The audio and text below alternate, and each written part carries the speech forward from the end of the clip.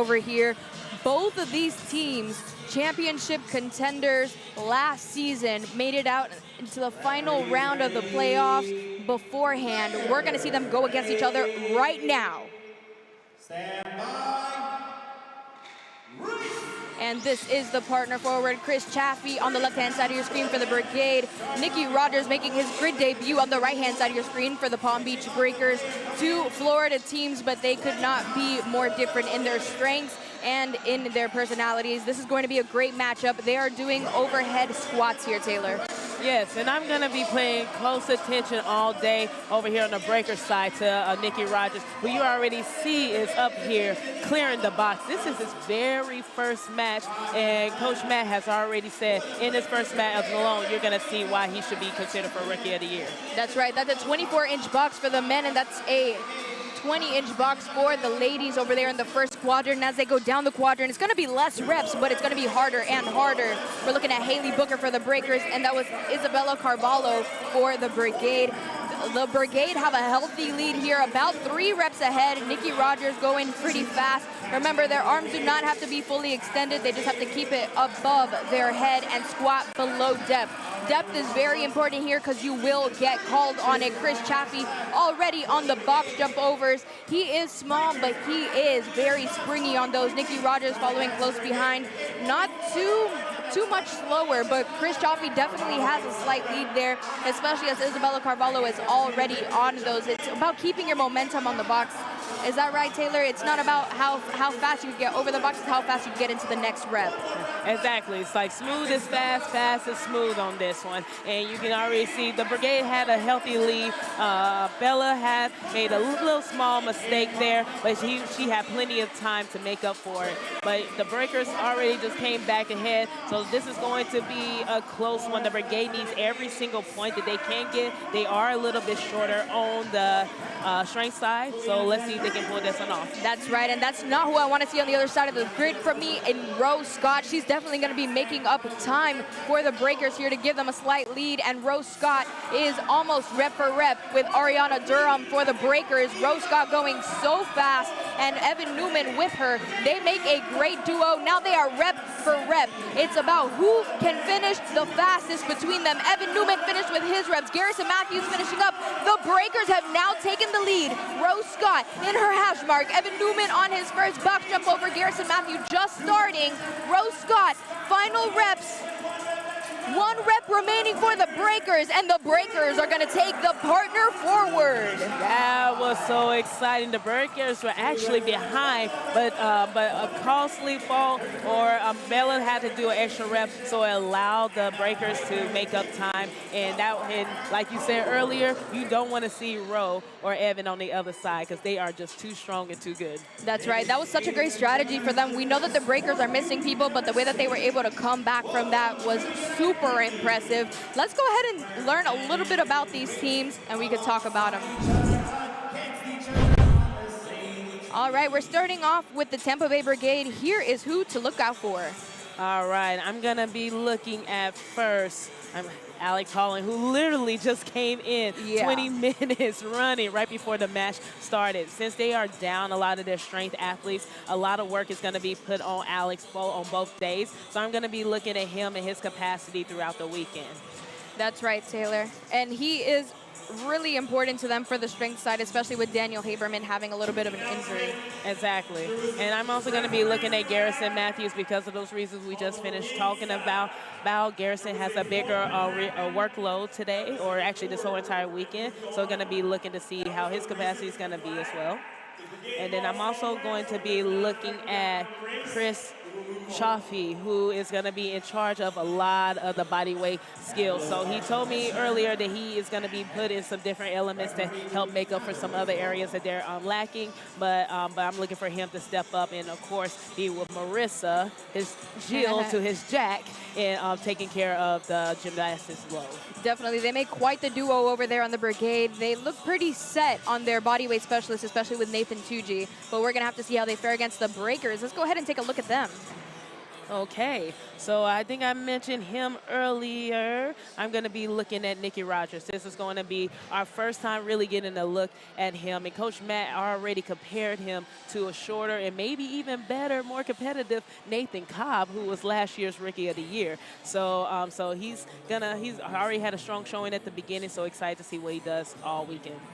Absolutely. I'm excited to learn how he does in grid because I know that he's a great CrossFit athlete, but, you know, this is going to be his first match, so maybe shaking off a little bit of jitters as well. Yeah, and I'm going to be looking at Loredana Niroda. This is going to be her first match in a breaker. She was on the Palms. There you go, the Palms, thank you so much, last year, so she had a little jersey switch, but even though she has a limited role this weekend, it's going to be very, very impactful. Definitely. She comes all the way from Dubai, so it's going to be interesting to see if the travel affected her at all. And lastly, I'm going to be looking at Evan Newman. There we go. Evan Newman can't really circle, but Evan Newman is the team's MVP last year. He's a very quiet leader, but he is such an incredible athlete. So I'm excited to see him all over the grid today and tomorrow. Absolutely. It's going to be an interesting one. Let's see how they fare against each other in the mirror. Let's go ahead and learn about it. Partner forward is the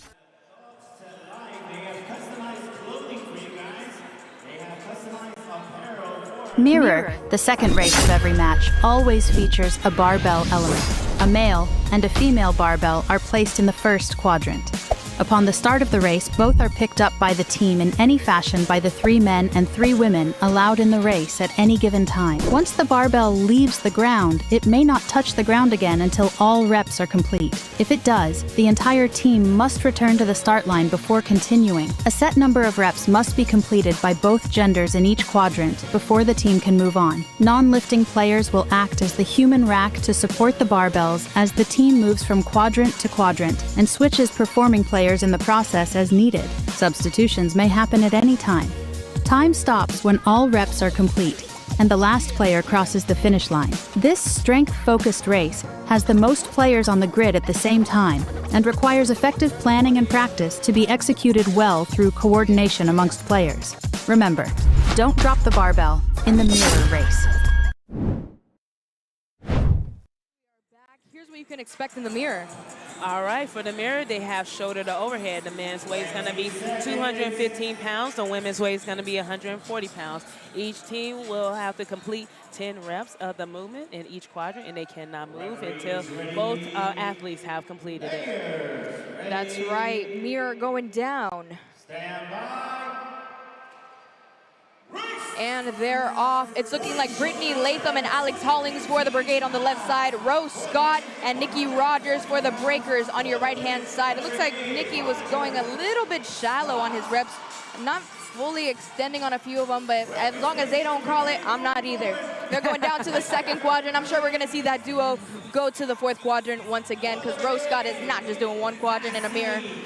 Alyssa Martinez getting ready to go in, and they are just about rep for rep, but it looks like the Breakers females are going a lot faster than the Brigade over here. Oh, Breakers missing some time, lost their lead just a little bit with Andrew Dodd there at the end of that. Alyssa Martinez and Nathan Cobb taking over for the Breakers, and for the Brigade, we're looking at Alex Serrano and Ariana Durham. Yeah. So the Breakers did a good job at the very beginning with starting out fast. They knew that second quadrant was going to be a little bit slower, but it allowed the Brigade to catch up. So now we're going to see how Alex's shoulders are at the very end. He already did the first quadrant. Can he go fast enough because his counterpart is already finished?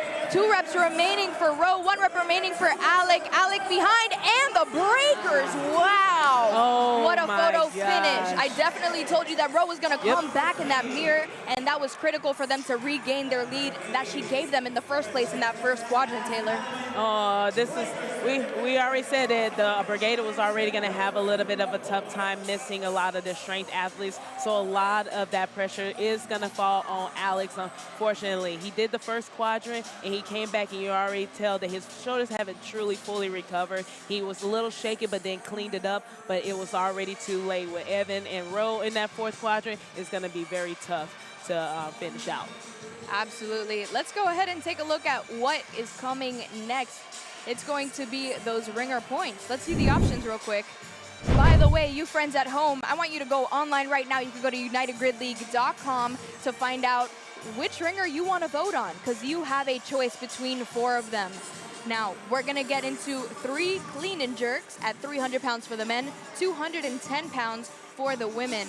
And that looks like, who's it going to be, Taylor? It's going to be Rebecca Rouse from the Brigade and Nikki Rogers from the Breakers. So Nikki Rogers is going to be doing 300 pounds. Rebecca going to be doing 210 pounds. That is going to be a tough one. I'm not sure what these players lift, but I know Rebecca Rouse is an extremely strong female athlete. She's done USAW competitions and won national titles. Nikki Rogers, yet to be determined, you know? Oh my goodness. When I was looking at the matchups of the fan ringers, I saw this one. I got really excited about this one because Rebecca Rouse, she is just a beast. The weight's going to be no issue for her, so it's going to be a matter of can she cycle it fast. And just watching Nikki, and I've been doing some Instagram stalking on him. He is very short in stature. We're seeing him in person. He is on the shorter side. He's very strong and powerful, so he's going to be able to lock it out. But he's already very fast twitch, so it's going to be fun to see this rookie get all this pressure put on him and go head-to-head with a vet like Rebecca. Absolutely. I mean, he did pretty good on the mirror, you know. He just has to make sure that he's hitting the standards, because that's what Grid League is all about at the end of the day. Especially in a ringer point, they're looking at it so closely, you're not going to be able to get away with anything. Exactly. Like you said, it's head-to-head, so there's nobody else that they're looking at. They're looking at you. Whoa. What was that? Super wild card. Oh. Who's going to be the super wild card? Let's find out. Whoa. Oh, I like this. I like this switch up. So we were just hyping up Rebecca Rouse, but it looks like it's going to be Brittany Latham, another USAW competitor, but 210 pounds for her, that's almost cheating. That's like 95 pounds for her. Right. And that's like a 60% warm-up or something like that. Maybe not that exaggerated, but something pretty crazy like that.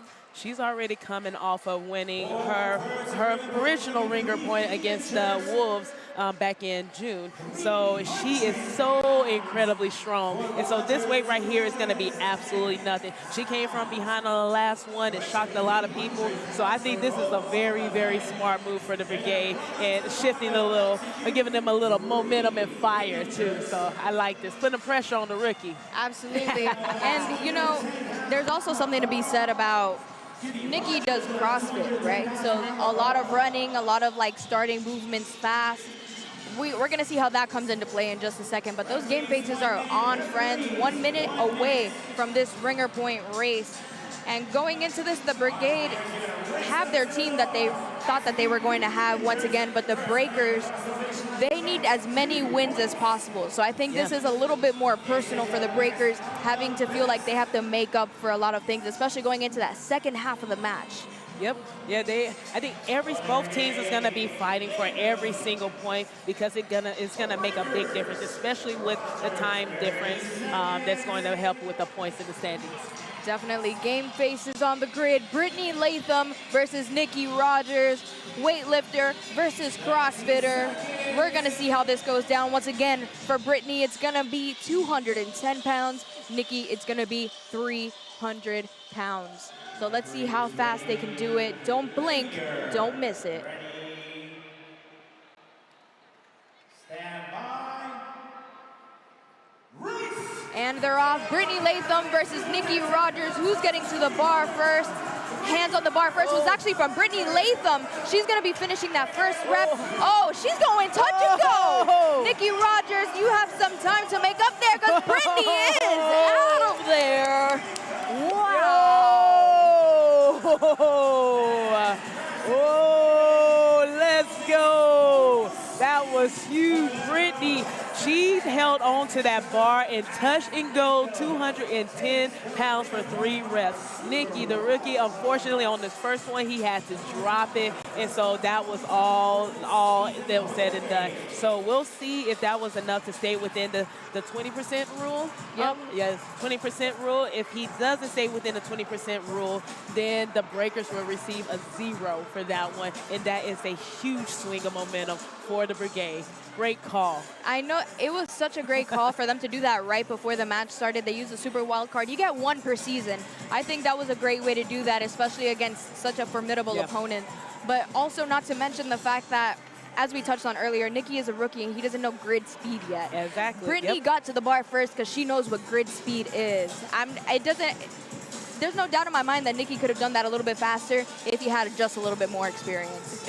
Every rookie has their first match, and you only know what you know until you get there. It doesn't matter how much explaining you do of grid. You don't know what grid is until you actually experience it. So once you're on the actual grid, when you get off, you're like, okay, I get it now. Yeah. I cannot train the way I was before. Yeah. It's a completely different animal. 100%, Taylor. You're going to learn about the Echo and why it Echo.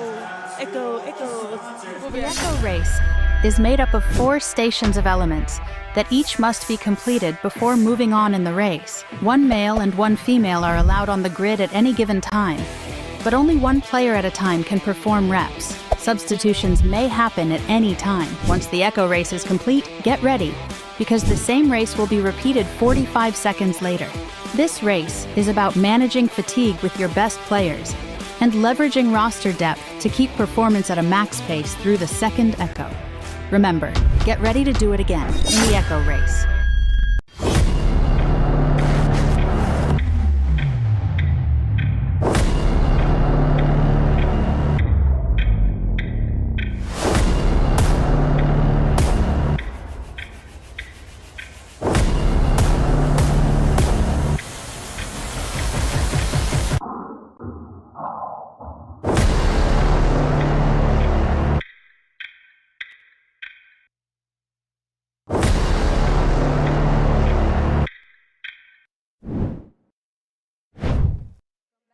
We're getting ready for the Echo.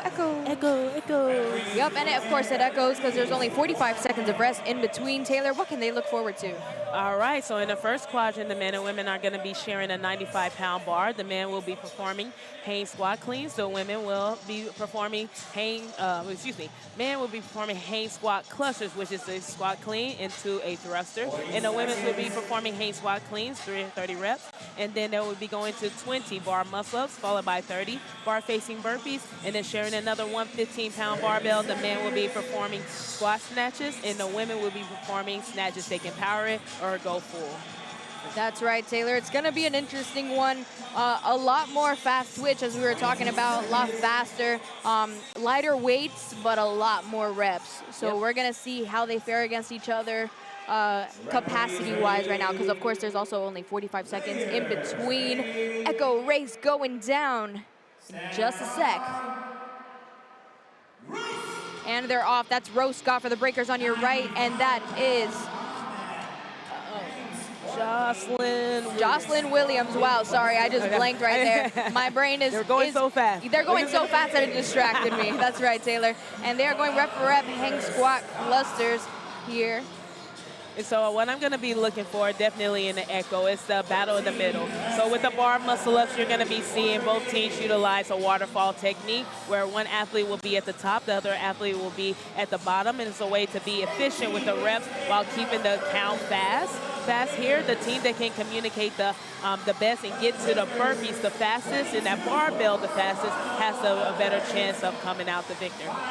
That's right. Of course, the men do have the longer movement here, so it's in your best interest to do all women, as the Brigade are doing. So they are ahead right now, and they're going to tag out for Marissa Oxenford. Garrison Matthews already on the bar for those muscle-ups, and Sabrina Cheney starting not too far ahead Look at this couple over here, Sabrina Cheney and Nathan Cobb. They are waterfalling together, of course, one going after the other, because only one person can be completing reps at a time. It's so awesome seeing Nathan. Nathan is one of the bigger dudes. He was last year's Rookie of the Year, but he is up here with Sabrina Cheney, just making those bar muscle-ups look great, and their timing looked amazing. Sabrina starting 2 reps ahead of the breakers going into this one, and Jonathan Restrepo on the other side. Unfortunately, he did touch the bar, so that is unfortunate because nobody is allowed to help him to stabilize that bar, so he has less space on the grid. Marissa Oxenford and Chris Chaffee were doing it on the opposite side for the Brigade, but I mean, the breakers are really going to have to make up some time. Billy is not crossing the line, so that's going to give the breakers a lot of time. Billy is not splitting the line there. That was very, very costly. So the standard is that when you cross over, you must have a foot on either side of the line. So when she was jumping over, both feet was on one side of the line, so those reps didn't count. That is really unfortunate because they did go into this a little bit more even. I think she was just on her go, go, go stuff and she wasn't really paying attention. But whoa, way to make up time. Evan Newman on the other side doing full squats. But look how he just gets into the bottom of that squat for the snatch. Of course, the women only have to do power snatches. That's why you see the men full snatching, women just doing powers. It is a lighter weight, but they just have to go as quickly as possible. Evan Newman has not slowed down or switched out since he's gotten on the bar. And I'm looking at Dan Haberman. He was on a reserve. He was dealing with a knee issue, and he was feeling good. But then after all the men went down, he had to come off the reserve a little earlier just to help his team. But I talked to him. He said he's in a very limited position, a very intentional moving position, just to make sure he doesn't get hurt even further. That's right. Alyssa Martinez giving the bar to Nikki Rogers on the other side, and he's going against Brittany Latham, actually. This is who we just saw in the ringer point. Now we're seeing snatches instead. They are just about rep for rep. It's going to be who gets into the finish line first. They made up so much time. Wow. The breakers on the backs of Evan Newman. He made up so much time, actually caught them back up, and they were almost like a half a millisecond from beating the Brigade. That was a photo finish echo race. Of course, we only have 45 seconds of time in between. Oh, there is a challenge flag on the floor, and they are not going to review it until the second echo, so there's still only 20 seconds to strategize and see what needs fixing before they go into the next one. I'm going to give the breakers the edge on the next one just because it was so close, and they had up to 6 faults on Billy's burpees. What do you think, Taylor? I absolutely agree. If they keep the same strategy, they were head-to-head. They were head-to-head in the burpees. So if they can just clean that up and keep the same flow or even the same personnel, I think that they can pull this one off. Absolutely. Jocelyn Williams actually going faster than Rose Scott here. That's pretty much a surprise because Rose Scott is one of the fastest women in the league on the barbell cycling, especially when it comes to getting in a squat. Both of these ladies extremely fast. It's just about rep for rep so far. About 15 left on both sides. The Brigade with a slight lead going into it, but where they're really going to make it up is going to be on the gymnastics if they can get there fast enough. And they are rep for rep, of course. The men having to do a longer repetition than the women do. The Brigade, once again, choosing to do only females, so it is going to be faster for them. Yeah, you're absolutely right. You see the Brigade utilizing on their women, so they're a slight bit ahead of them. So they're going to have to really push this middle a lot faster because they were very close at the burpees. And when they got to the barbell, especially with a limited guys roster, they have Dan Heberman. He can only go so fast with that injured knee there. It allowed the breakers the opportunity to catch up at the end. Definitely just about rep for rep. This is a really tough one. Hands up in the air, actually, for the Brigade. It looks like there's 2 reps ahead, and this is going to be a close one going into the burpees. The Brigade knew exactly what to do to maintain their lead, and the breakers just have to switch out for Jonathan to really catch up here. This is going to be a really close one, guys. Don't even blink. If they can make up for their mistakes just like last time, this is going to be another photo finish. But of course, there is a challenge at the end of this race for the first echo. So we're going to see how that comes into play as well. Definitely. And Chris Shabney gave the Brigade a good little lead. Marissa is slowing down just a little bit there, but you can see that they got Chris back in to speed it up a little bit. So we're going to see who they, I see Evan Newman is going to be starting for the Breakers, and this was a huge advantage for the Breakers. So let's see how they go. The Brigade already on the barbell in the fourth quadrant. 4 reps remaining for the Breakers. I'm going to have to give the Brigade this one as long as they can keep it going. If Evan Newman can catch them up, though, that would be absolutely insane. Alex Hollings is waiting on the Breaker side. In my opinion, I don't know, Taylor, do you think that Alex Hollings can keep that lead with Evan Newman on the other side of the grid? He's going to have to. I know he is fresh off that road. He's going to have a lot of workload underneath him, but he's going to be having to play a Victor a lot this year, so he needs to get them hips down there. He's looking pretty good and strong. That's right. Alyssa Martinez on the other side of the grid going for the Brigade, and she is fast. She even grabbed that barbell lopsided, and she's still able to do it. She is an absolute unit. Brittany Latham on the Brigade side. She's going to do as many as she can until she's slowing down. Alex is telling her to keep going. 5 reps remaining for the Brigade. So we have a number up on the screen. 3 reps remaining. It looks like the Brigade are going to take this one. 2 reps remaining for Alex Hollings. 1 rep. And the Brigade are going to take Echo 2. That's back-to-back wins for the Echo for them. Yeah, so the Brigade, they needed that. Like I said, they're going to be fishing for every single point that they can get, especially being a little bit down on the man's strength side. But we also saw Coach Matt throw a challenge flag. So let's see if they're going to have to run back one of these Echoes. Yeah, they might have to, Taylor. We're going to get a referee. We're going to find out what exactly they're challenging in just a second and get that information to you as soon as possible. In the meantime, don't go anywhere. We'll be right back. The ladder consists of 2 rows of 4 stations of a strength-based element, 1 row for males and 1 row for females. The weight increases as you move down the grid. Teams send out 1 player at a time, alternating male and female, to perform the designated lift for the match format. Each successful lift has a point value that is added to the team's ladder score. The point value is equal to the quadrant the barbell is sitting in. Players are allowed 1 lift attempt per quadrant and may skip any quadrant they choose, but are never allowed to backtrack once a barbell is passed. The team with the highest total point value at the end of the 4-minute time cap wins. This race is one of the most strategic and coach-reliant of all of the races. As a good game plan and in-the-moment decision-making, to manage time is everything. Remember, lift heavier and score higher in the ladder race.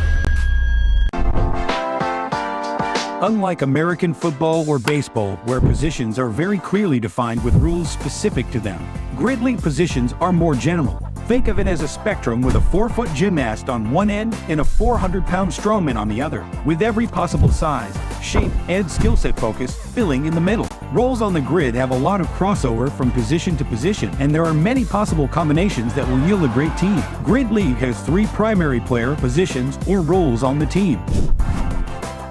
Utility players generally have a wide range of abilities and end up with a diverse set of assignments on the grid. Utility players, although often assigned more total work than specialists, will still focus on their best movements as their means to contribute to the team.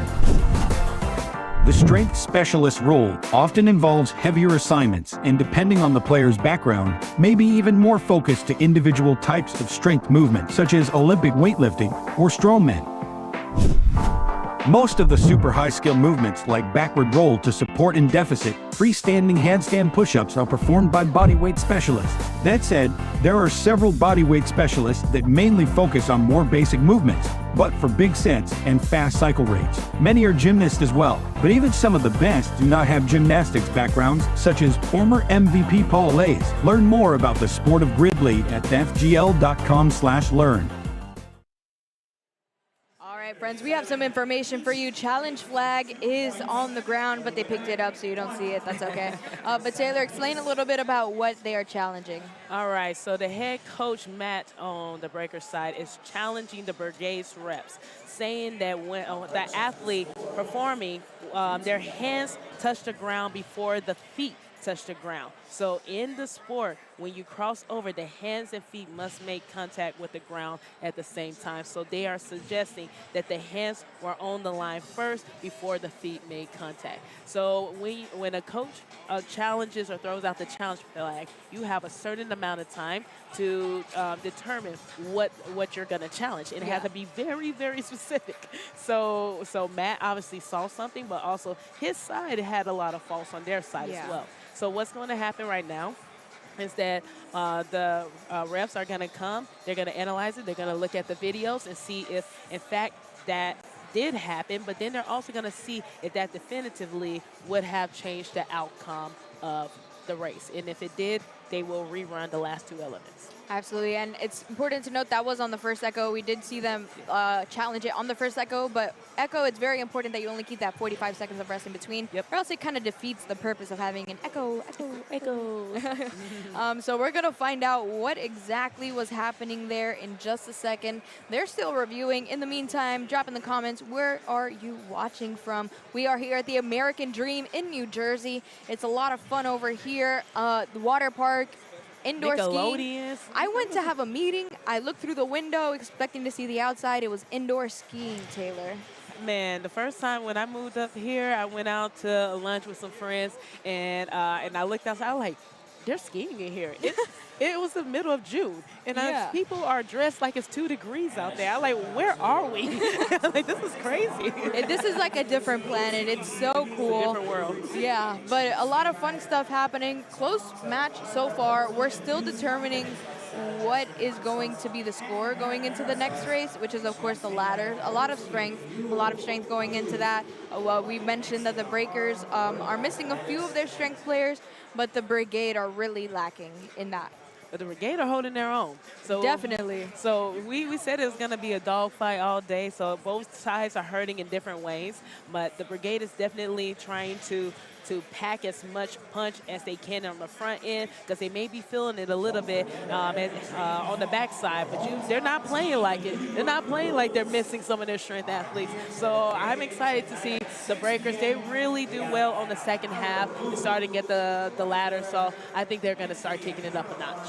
Absolutely. And, you know, both of these teams contending for the playoffs last season, this one is a little bit personal for both of them. It's kind of like I have to beat, you know, the other person that lost, that didn't make it to the championship, and then I got to, you know, face the Goliath eventually. And if I could beat this team, there's a good chance that maybe I could go to the championship this season. Do you think that that's a thought in their head? Oh, definitely. Like, the Brigade come from a winning culture, and the Breakers come from a culture that they're trying to get on the other side of the hump. They feel as if they've been overlooked, and last year they were so close, and they feel as if they deserve to be in the championship there. So they are still out there like they have something to prove, and the Brigade is just trying to get back to that winning culture that they had there. And I also like to mention too that the Breakers have been off for 2 months. We haven't seen them compete since May.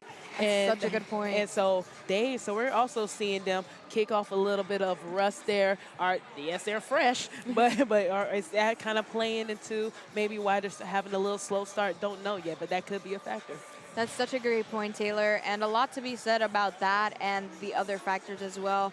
But we're going to find out what's happening with this challenge in just a second. I don't want you to go anywhere. We'll be right back.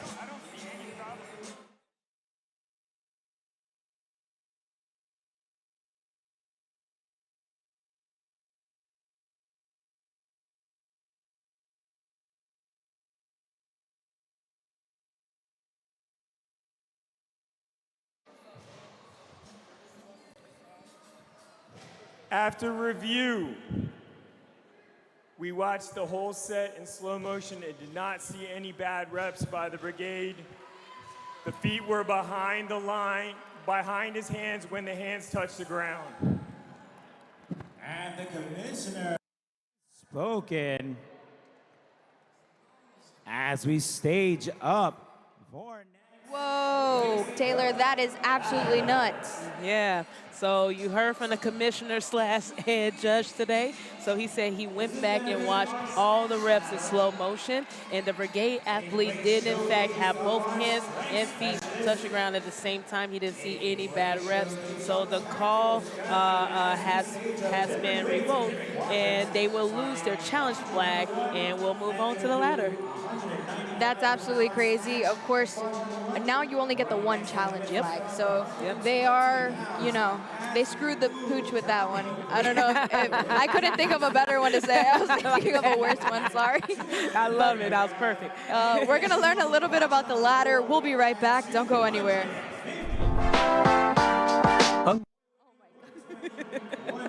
The ladder consists of 2 rows of 4 stations of a strength-based element, 1 row for males and 1 row for females. The weight increases as you move down the grid. Teams send out 1 player at a time, alternating male and female, to perform the designated lift for the match format. Each successful lift has a point value that is added to the team's ladder score. The point value is equal to the quadrant the barbell is sitting in. Players are allowed 1 lift attempt per quadrant and may skip any quadrant they choose, but are never allowed to backtrack once a barbell is passed. The team with the highest total point value at the end of the 4-minute time cap wins. This race is one of the most strategic and coach-reliant of all of the races. As a good game plan and in-the-moment decision-making, to manage time is everything. Remember, lift heavier and score higher in the ladder race. Peachy athletic shorts, guys. Just saying. Looking peachy. And the peaches are great. They're really stretchy. They're soft. I like the fit. I like the fabric. It makes me just feel more comfortable while I'm working out. I don't have to worry about things coming out. Love training in these shorts. Love competing in the shorts. They stay put. Got a really nice thick waistband. They definitely pass the squat test and the booty test. They're really comfortable. Like I could wear them out and I could wear them on the floor. But still feel covered, but able to do all the movements. Go get yourself some.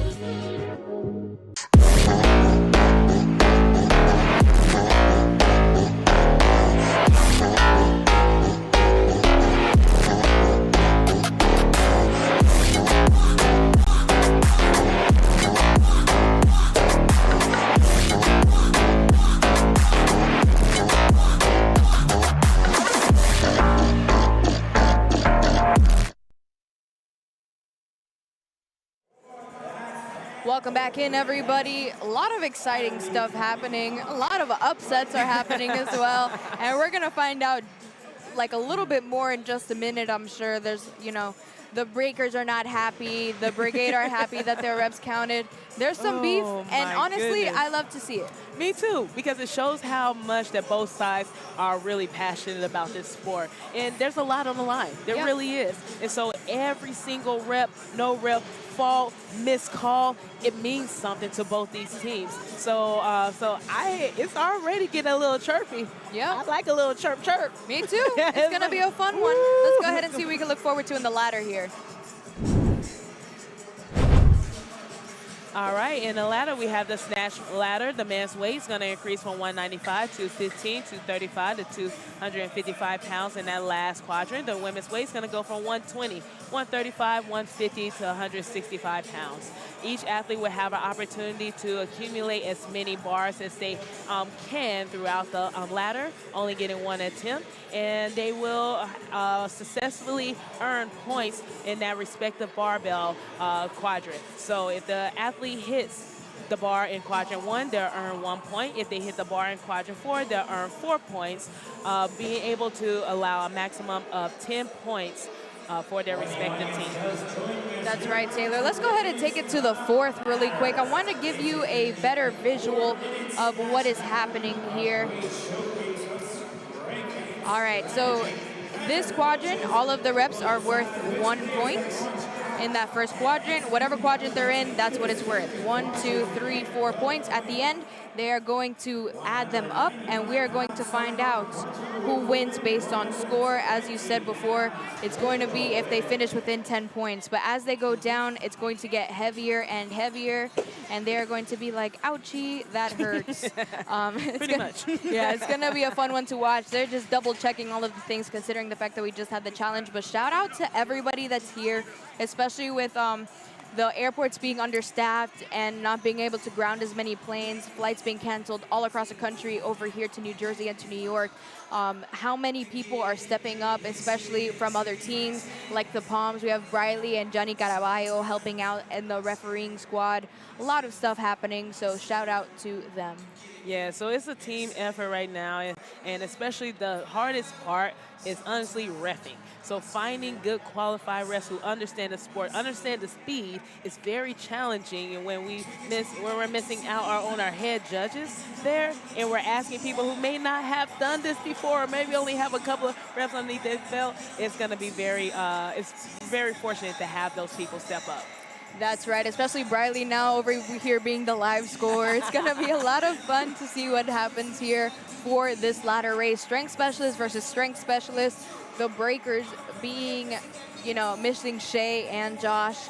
Josh, who clears the ladder. Shay, I believe, who clears the ladder as well. And Maddie Butler, who's going to be, making her run for Rookie of the Year for their team. So we're just going to have to see her in the next ones. But I know she's watching from the airport, so shout out to them and shout out to everyone who's watching at home as well. Thank you for tuning in at the very least and still being a part of the community. Great community that we have here. We have such an amazing community. I'm just looking around the mall. It's pretty cool, this whole atmosphere. We're seeing kids and families look over on the railing. They're getting their first taste of grid here. And so it's awesome just to be in this big place like the American Dream and just exposing this amazing sport to so many people. Definitely. I'm sure people are, shopping and looking down like, what is all that noise, first of all? And second of all, that is crazy. Exactly. See so many weights being thrown, gymnastics being done. I know it looks like the circus, but I love it. They get a free show. Definitely. We'll be right back. Don't go anywhere. Keep your eyes on the grid.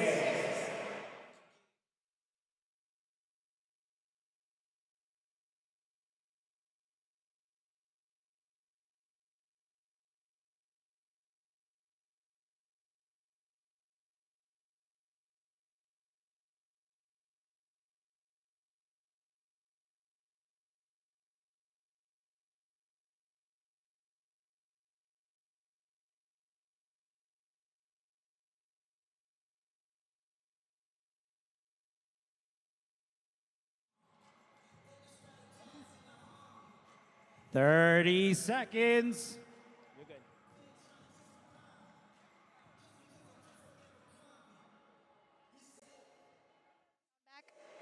And we're back. Thank you so much for waiting for us, friends. 15 seconds away from the action. Jojo Gomez looking like he's going to be coming out first. Rebecca Rouse for the Brigade looking like she's going to be coming out first. We're going to see how they do.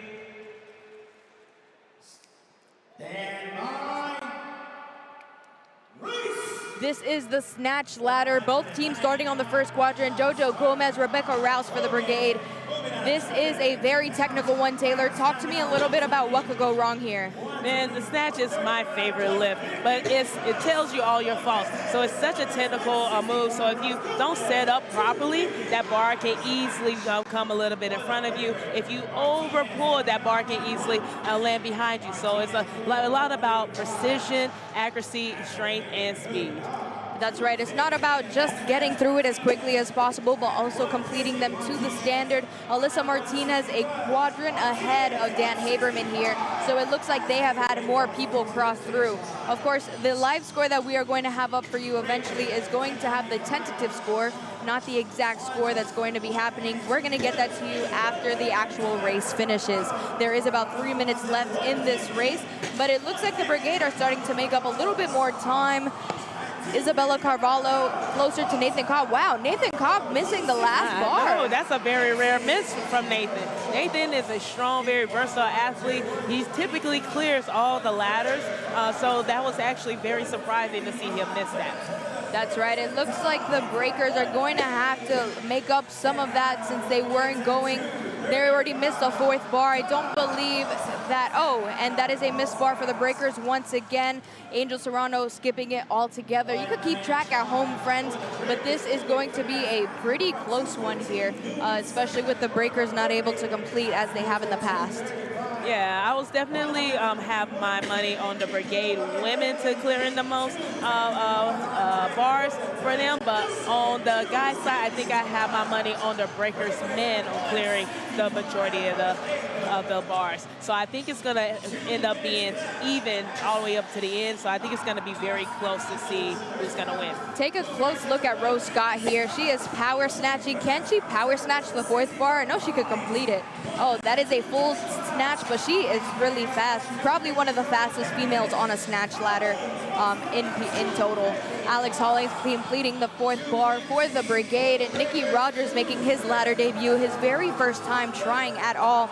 He's in the third quadrant, and he is going for that fourth quadrant. Can the rookie complete the ladder? And that is a good ladder clear for Nicky Rogers, and that is just the comeback that he needed for his confidence, I think, a little bit. Yeah, I've been very impressed by him all day. He's been doing a lot of workload, especially for a rookie, and he's been showing up. Of course, I had a couple of, not even mishaps, just some things that you can't control, just having to drop the bar for the ringer point, but he's been looking pretty solid all day. That's right. Haley Booker with a very nice snatch in the third quadrant. She's going to clear it. And it is Garrison Matthews in that third quadrant completing his snatch. Oh, and that's going to be a fault, unfortunately, for the Brigade. Andrew Dodd. Their last names sound the same. He is going to complete the third bar, and he is going for the fourth. Can he complete it? Meanwhile, Jocelyn Williams on the opposite side of the grid going as fast as she can. Oh, that was a really slow pull, and he actually bent his arm to engage his bicep there, so that's going to be a fault for him. Jocelyn Williams in the fourth quadrant. That is a ladder clear for Jocelyn Williams. It looks like the Breakers are still going for that second bar here, as well as the Brigade, trying to get as many reps as possible. It's almost impossible for me to tell you who is ahead here, because I really haven't been counting off the top of my head. 15 seconds remaining on the time cap. It looks like the Breakers have sent everybody that they needed to. It looks like the Brigade have also sent everybody that they've needed to. So we're just going to let the time cap run out. Wow. I think that's one of the first times I actually see everybody get everybody through. Everybody just looking like, we're done. A little bit anticlimactic there, but all right. Don't see anybody rushing to stay in. They could have taken a little bit more time, but we're going to get that to you as quickly as possible. In the meantime, some exciting stuff happening. We're going into another ringer point, but before I explain that, we're going to get some other information for you. This next ringer point is going to be brought to you by Little Leaf Farms, the most modern greenhouses in the world to bring you sustainably grown local lettuce all year round. Find out if a Little Leaf Farm has a location near you at littleleaffarms.com. Of course, we've been seeing them all day. I have to have a salad for lunch, brought to you by Little Leaf Farms, so we're going to get that as soon as possible as well. Shout out to them for their love for the grid. They're also, broadcast across the commercials, across the arena as well, which is pretty cool because we're at the American Dream. All of our sponsors are on the walls, so it's pretty sick.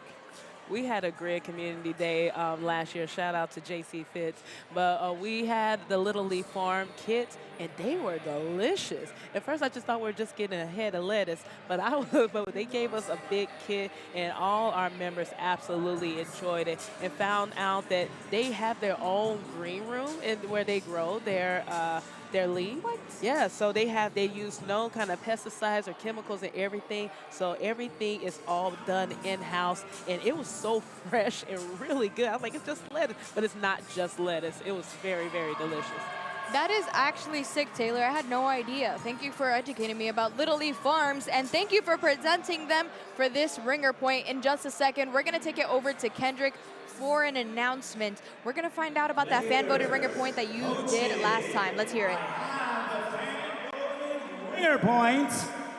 Heads up, you, the fans, have voted for the fan-voted ringer point. Here's how it works. Out of a total of 6 ringer point options, each coach locked in 1, and we put the remaining 4 to a global fan vote. And it's going to be handstand walk to quadrant number 2, and 1 clean and jerk bar in quadrant number 3. Men are going to be doing 300 pounds. Women are going to be doing 205 pounds. Our players are going to do a handstand walk to quadrant number 2, then execute 1 clean and jerk, then race to the finish line. Now this is where it gets interesting, Taylor, because not only is it a pretty heavy clean and jerk, you got to be able to handstand walk to it as quickly as possible. I like this, and I think the Brigade may put Rebecca Rouse up there. I wouldn't be surprised to see her doing it. I think she's a former gymnast. She's great on her hands, but she's also incredibly strong. So I wouldn't be surprised to seeing them use her there. And on the breaker side, they have their choice, but I maybe Rowe. Oh, interesting. Yeah, she could do it all. Yeah, so that weight is already going to be, it's not already going to be a very heavy for her. And I think she's very gymnastics and an incredible athlete as well, too. So I wouldn't be surprised to see the battle of the ladies. That's right. And we do have that ladder score for you here, friends. Listen up and listen well. It was a pretty close one with a final score of 75-77. The Breakers have taken that ladder by 2 points.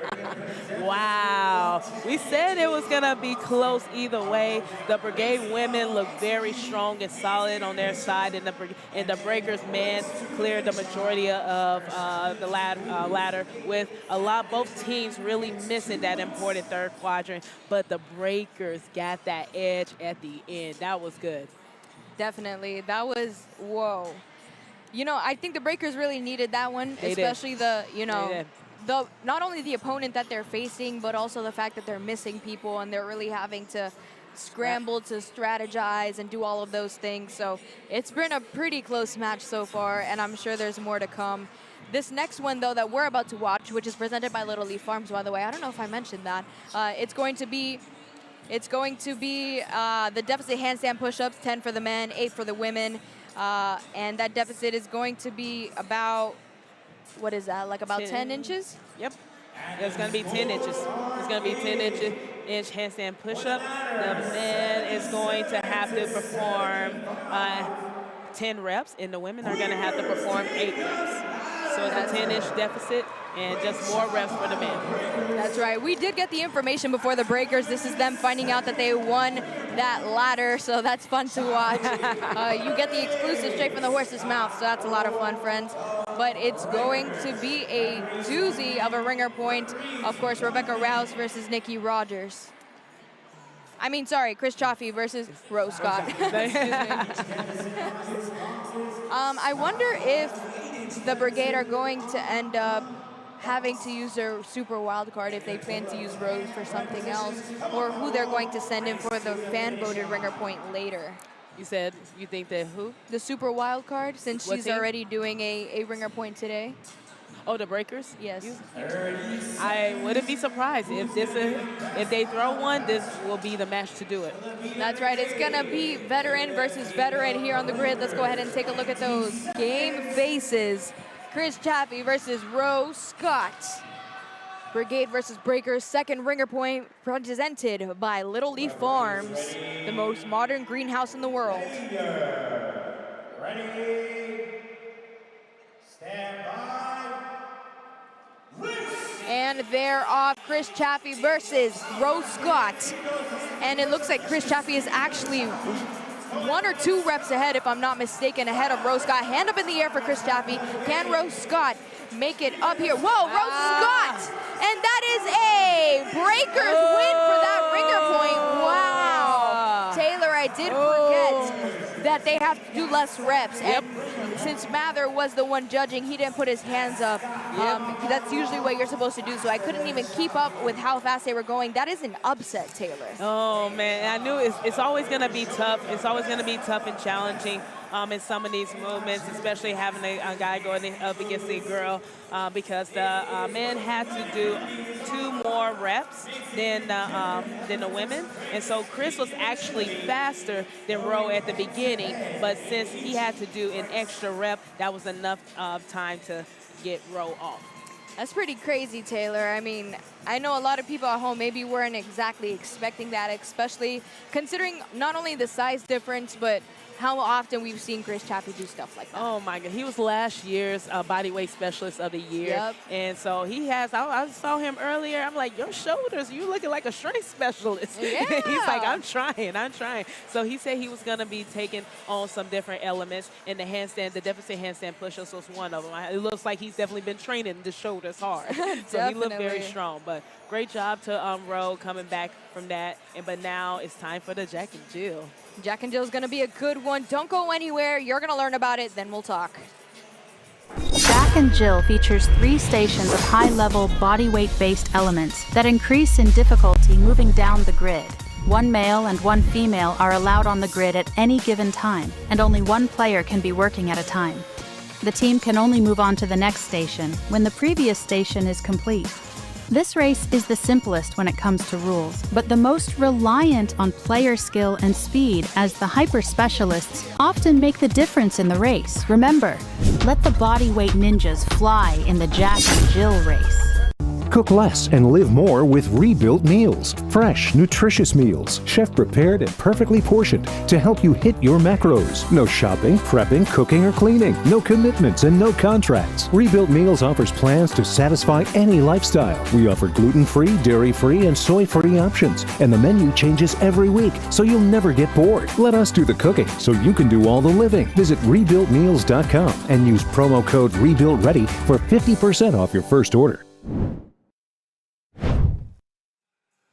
We're back. Taylor, what can they look forward to on the Jack and Jill? All right, for the Jack and Jill in the first quadrant, they're going to be performing 60 chest-to-bar pull-ups, then 30 double touch, which is a total bar to chest-to-bar, and they're going to be finishing up with 15 triple touches, which is a total bar, chest-to-bar into a bar muscle-up. That's right. It's going to be an interesting one. Jack and Jill, bodyweight versus bodyweight. I mean, the Brigade, talk to me a little bit about it, Taylor. You know better than me. The Brigade, they are very, very talented on the bodyweight side. They actually are, that's their strength right now. Of course, their women came to play there, but of course they have Marissa Oxenford and Chris Chaffee, who are their Jack and Jill there. But then, of course, the leader, Jess Krezmien, and then Garrison and Dalton Herrero, who also are great, strong utility athletes. They can do a little bit of everything. So they've been together the longest, so their communication is going to be really strong on their side. It's going to be a strong one. We're going to see what we can look forward to in that Jack and Jill in just a second, but the current score is going to be Breakers 11, Brigade 10. I do have some breaking news for you, friends. I have who is going to be doing that fan-voted ringer, which you totally called it, Taylor. Once again, if you missed it, it's going to be a handstand walk to the second quadrant, followed by a clean and jerk, 210 pounds for the women, and it is going to be both women. So it's going to be Rose Scott from the Breakers, as you said, and it's going to be Rebecca Rouse for the Brigade. And that's kind of who I had originally going against them in the Brigade as well. We kind of called it there. It makes sense. It makes sense. Yeah. They're able to produce highly at those weights while also being able to handstand walk. So it's going to be a good one. We're going to be seeing that soon. It's going to be after the male triad. In the meantime, getting ready for the Jack and Jill. Jack and Jill, of course, 1 woman, 1 man on the grid at a time. Let's see it. Bodyweight specialist versus bodyweight specialist. And they're off. Angel Serrano, Jess Krezmien for the Brigade, and for the Breakers is going to be Nathan Cobb and Sabrina Cheney. They had a little bit of a hiccup going into that waterfall, but it's so cool to see that couple do that and produce high speed like that, especially given Nathan Cobb's size here. I know, and I'm up here looking at Sabrina sporting the shades over here, looking cool and efficient, but also we have the sun beaming down onto the grid, so she's up here trying to make sure that she doesn't get blinded by the sun. We're essentially in a greenhouse in here, friends, so it's definitely good that she's wearing sunglasses. Hope they don't come into play later on. Just needing to take a break from the Brigade, but it looks like there's 4 reps remaining for the Breakers here. Jonathan Restrepo getting onto that second bar, and he is going to be taking over for the Breakers, and he is a great bodyweight specialist for them. It's going to be all of those things all together. So toe to bar, Angel Serrano, a little bit of a hiccup with his reps. 1 rep remaining for him. But toes to bar, chest to bar, starting for Jonathan Restrepo. Breakers have a great lead here, Taylor, going into this because of the hiccups from the Brigade. I think they haven't exactly figured out what they needed to do for that. Yeah, so you saw Jess Krezmien on the first quadrant, the first two quadrants. She had to jump off and take a little bit of a break, which was leaving Angel Serrano to do the majority of the volume there. And his biceps just got fatigued where he just started slowing down and missed some costly last couple of reps, which allowed the breakers the opportunity to pull ahead. Absolutely, and this is the comeback of Andres Montenegro. He used to play for the Miami Freaks, then of the Las Vegas Venom, before a huge fallout between a lot of their players, and now he is back on the breakers with the Fallen Venom, and it's so cool to see him back on the grid. He does a great job on the rings, but it's cool to see him on the bar today. Between these two teams, going as quickly as possible, and the breakers do have a slight lead here. We do have that beta testing score at the bottom of your screen, so you can see that they're just about 2 or 3 reps behind Loredana Niroda, not knowing that she was finished, and the breakers are taking the Jack and Jill. Their body weight specialist fared better than the Brigade. Those hiccups really cost them there, Taylor. It really did. That's very unfortunate because you know that that the Brigade is typically very strong there. But I'm also looking at there's a refs challenge flag and a challenge flag on the Brigade, so something's being challenged here. But the breakers still look very strong, and if they have to run it back, we're about to find out. This could potentially be the last challenge flag, Taylor. We're going to find out what exactly they're challenging, because you only get one. If you miss that challenge, you don't get another one. So really important that they're throwing it at the right time. We saw that happen earlier with the breakers challenging the Brigade's reps. So, you know, you can control what you can control, and they're calling this shot.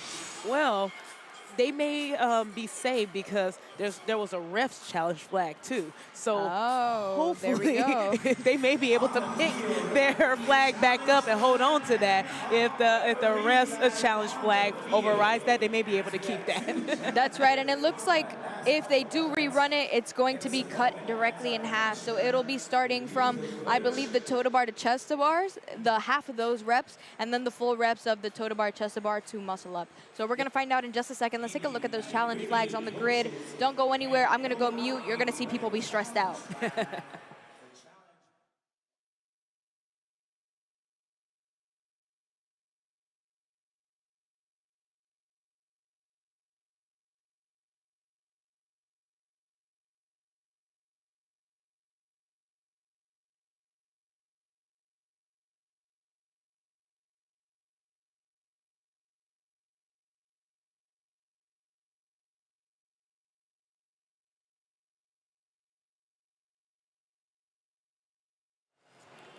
Taylor, let's talk about this for a second.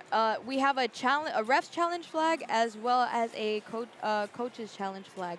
So this could possibly be rerun. It's a very close possibility, starting directly from the half of Jack and Jill. And, you know, people are saying that, you know, it was an egregious ref error. So we're just going to have to see. Of course, we are understaffed. We don't have our normal peeps here. You know, we don't have Brandon McMillan, who's usually the voice of that. But let's hear from Mather. He has more information. Challenges on the race. One is by the Brigade to review the triple touches waterfall on the breaker side. The referees also threw a challenge to review 2 of the double touches where the toes touching on the breaker side. We will review. So that mix-up could have cost the breakers time. I was mistaken. I thought they were challenging the ref error on their own side of the grid. So we're just gonna have to find out, I guess. We're still as lost as you are, friends. But we're definitely missing our friend Daniel. Yes, yes. Oh, we miss you, Daniel. Miss you, Daniel. Thank you so much for, you know, trying your best to get here. Of course, kept being on standby. We had all the airports, you know, not landing in Newark for the last few days, which is our closest airport. It's about 30 minutes away from us at the American Dream in New Jersey. We're going to find out in just a second. Take a look at the grid. Don't go anywhere.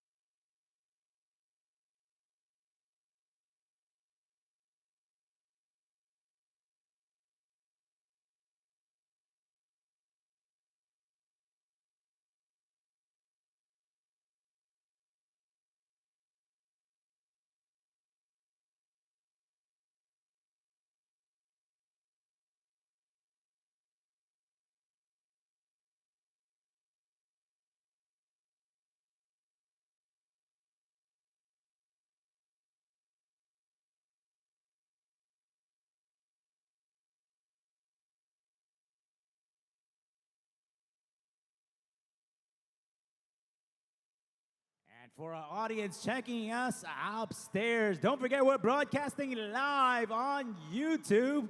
Make sure you look us up, United Grid League, just like how it's spelled on our banner. We're live right now. Make sure you click a like and subscribe. If you can't check us out here at the America Dream Mall, you can live stream us. And also our Instagram, also United Grid League. This is where we announce the fan-voted ringer point. Yes, you, the fans, can participate and vote for the ringer point. Make sure you check us out on UnitedGridLeague.com. You'll see Cassie and Taylor doing a live stream commentary, providing you behind the scenes. And welcome back, friends. We just want to shout out our grid partnerships, grid gym partnerships. Let's go ahead and see it real quick. We got all of these gyms being our partner gyms. CrossFit Kendall's pretty close to me down in South Florida. CrossFit Wynwood as well.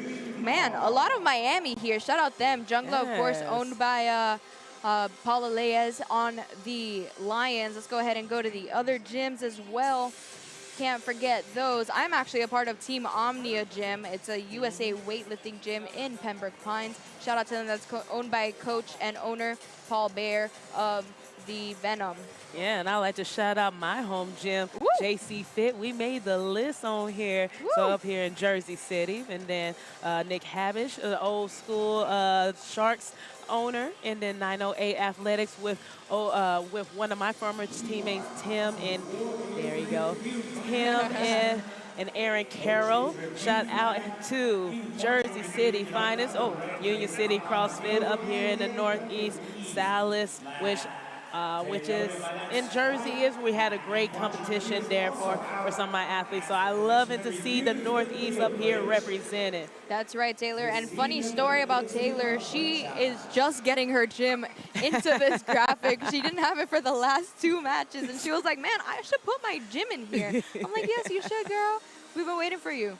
But a lot of fun stuff happening, and we are still trying to get that referee call for you guys in just a second. We don't want you to go anywhere. We're trying to make this as fair as possible and get the information that you need. Yeah, stay in your seats, grab a drink, maybe a Little Leaf Farm salad for lunch. Yes. And maybe you could catch us on ESPN2 in a few minutes at 2 o'clock. In the meantime, stay close. Unlike American football or baseball, where positions are very clearly defined with rules specific to them, grid league positions are more general. Think of it as a spectrum with a 4-foot gymnast on one end and a 400-pound strongman on the other, with every possible size, shape, and skill set focus filling in the middle. Roles on the grid have a lot of crossover from position to position, and there are many possible combinations that will yield a great team. Grid league has 3 primary player positions or roles on the team. Utility players generally have a wide range of abilities and end up with a diverse set of assignments on the grid. Utility players, although often assigned more total work than specialists, will still focus on their best movements as their means to contribute to the team. The strength specialist role often involves heavier assignments and, depending on the player's background, may be even more focused to individual types of strength movement, such as Olympic weightlifting or strongmen. Most of the super high-skill movements like backward roll to support in deficit, freestanding handstand push-ups are performed by bodyweight specialists. That said, there are several bodyweight specialists that mainly focus on more basic movements, but for big sets and fast cycle rates. Many are gymnasts as well, but even some of the best do not have gymnastics backgrounds, such as former MVP Paul Lays. Learn more about the sport of grid league at fgl.com/learn.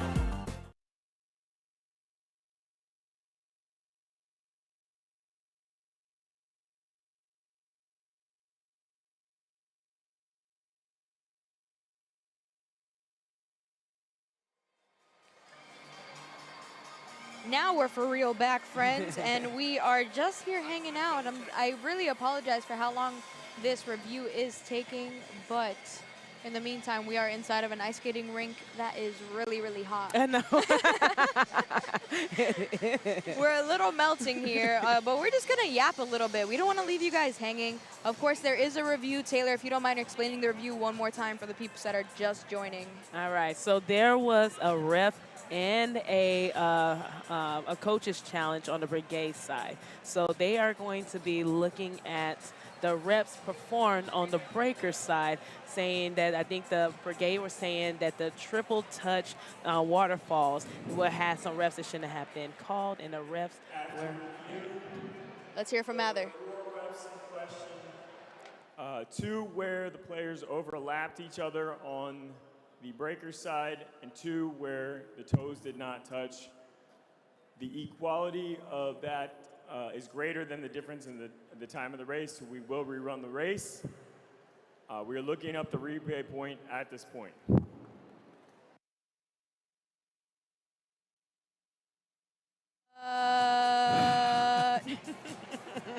This is just match 1. This is just match 1, and this is a really good one if I've ever seen one. So it looks like the Brigade, excuse me, do get to keep their challenge flag, by the way.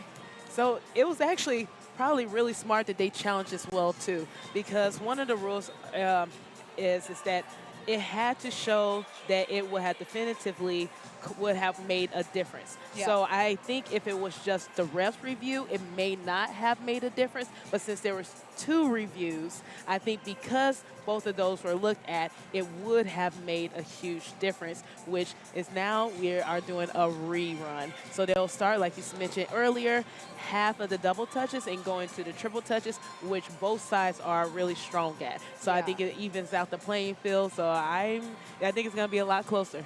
Yeah, definitely. It's you know, the Breakers winning that Jack and Jill was also a little bit of an upset. You know, historically for the Brigade, that's a little bit more of their bread and butter, depending on the team that they're going against. And of course, the Breakers having won that, they were definitely going to do their due diligence, all that. As you said, the 2 combined equaled, you know, a lot of stuff. So we're going to find out what the rep scheme is going to be in just a minute. In the meantime, players are staying warm. They're making sure that they're staying warmed up to do this again. So bodyweight specialists are going to have to come back out and delay, you know, the rest of the match to come. So fun stuff. And I'm going to be looking at Loredana on Niroda. And like, this was her first race in. So I think she's a wild card. She's a wild card for today, or she's just in. I think she's just, no, she is a wild card. So this is one of her 2 races, and she was part of the triple touch side there. And there was a little bit of miscommunication there, hence the refs review. So I think just because now that she got the jitters out, I think it's going to be a lot cleaner. But she is a great gymnast, so I think that's going to help even things out. Definitely. This one might even be like a photo finish type. I wouldn't be surprised. Race for the Jack and Jill between these 2 teams specifically, especially the Breakers going into this. I mean, they're missing Reese Lyons. Reese Lyons, I mean, is a serious heavy hitter. We haven't mentioned him all match, but he definitely is someone that they're missing on the bodyweight side.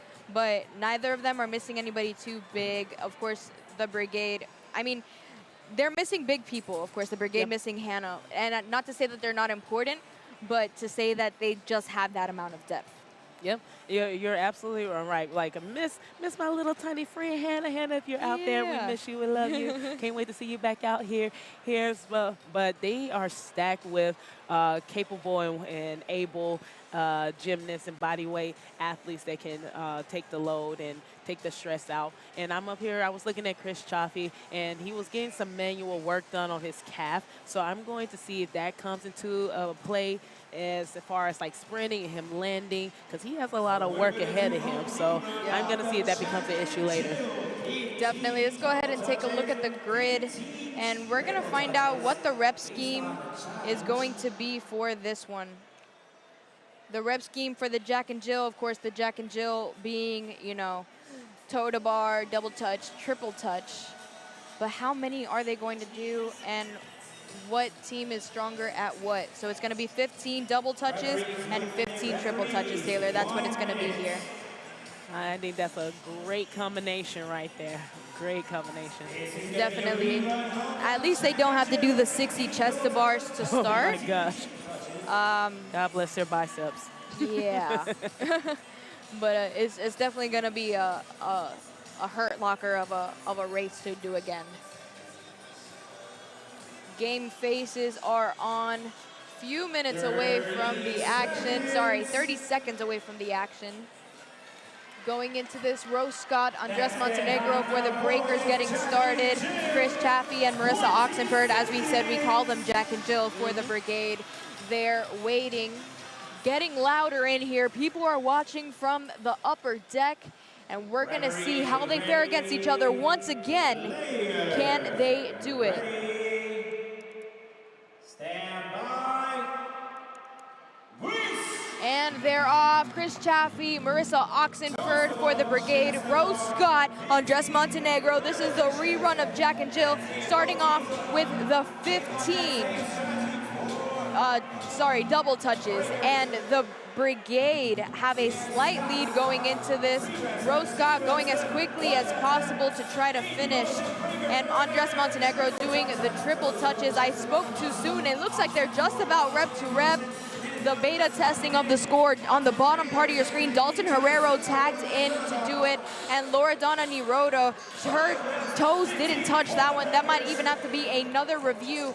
But they're going to have to make up time here. The breakers, Loredana actually messing up on the last one and not getting off of the bars quickly enough. She has to figure out how many she is doing at the end of that. Hand in the air for both teams, but 2 fingers in the air for the Brigade. Dalton Herrero finishing up the final rep. And Dalton Herrero, Marissa Oxenford, that is a race win for the Tampa Bay Brigade. Jack and Jill. Oh my gosh, that was so exciting to see in person. So again, a little bit of confusion on the triple touches with breakers. Loredana just kept moving, and I think there was a little bit of miscommunication there. So they can the rule with the waterfall is that one athlete must be at the top or the other is at the bottom, and both athletes was kind of going at the same time. Yeah. So Loredana was performing reps that weren't counting, and so they can only count one athlete, so that messed with the timing. And the Brigade was a little bit more smooth and patient at the top, and so it allowed them to get ahead just long enough where they can pull off and finish. Definitely, it was a close one, and also important to mention that, you know, there were a few of them that just did all of the reps. Like Rose Scott just did all of the reps. Andres Montenegro was waiting for Loredana to go, but honestly, he probably could have done all the reps as well. It slowed them down just a little bit to have to do that, especially since it's a longer movement. Somebody has to stay at the top. A lot of bicep, a lot of tricep, a lot of exhaustion, especially having communication, having just done that especially too. Communication is very, very important in this sport. Like, just because you can do it doesn't mean you should do it. But also, a lot of these athletes, they train alone.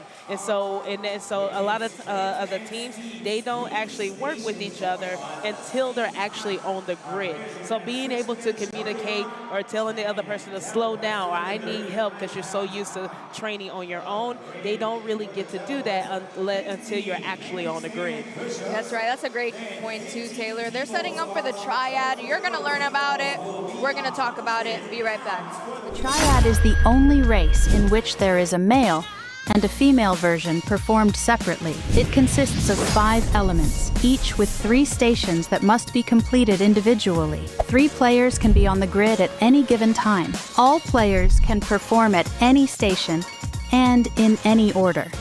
But all of the designated reps must be performed at each station. All 3 stations of each element must be complete before the team can move on to the next element. The triad is all about player conditioning and managing fatigue across the team. The best strategy ensures players have enough left in the tank for the last element and has backup plans for when things inevitably go wrong. Remember, try to catch your breath in the triad race. 1,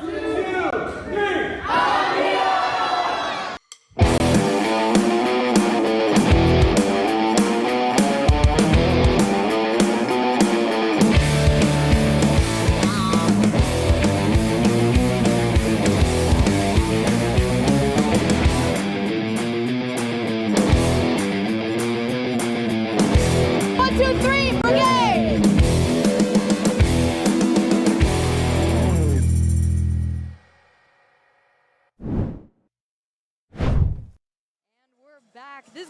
female triad, 3 women at a time completing elements on the station, as we just learned. Taylor, what can they expect here?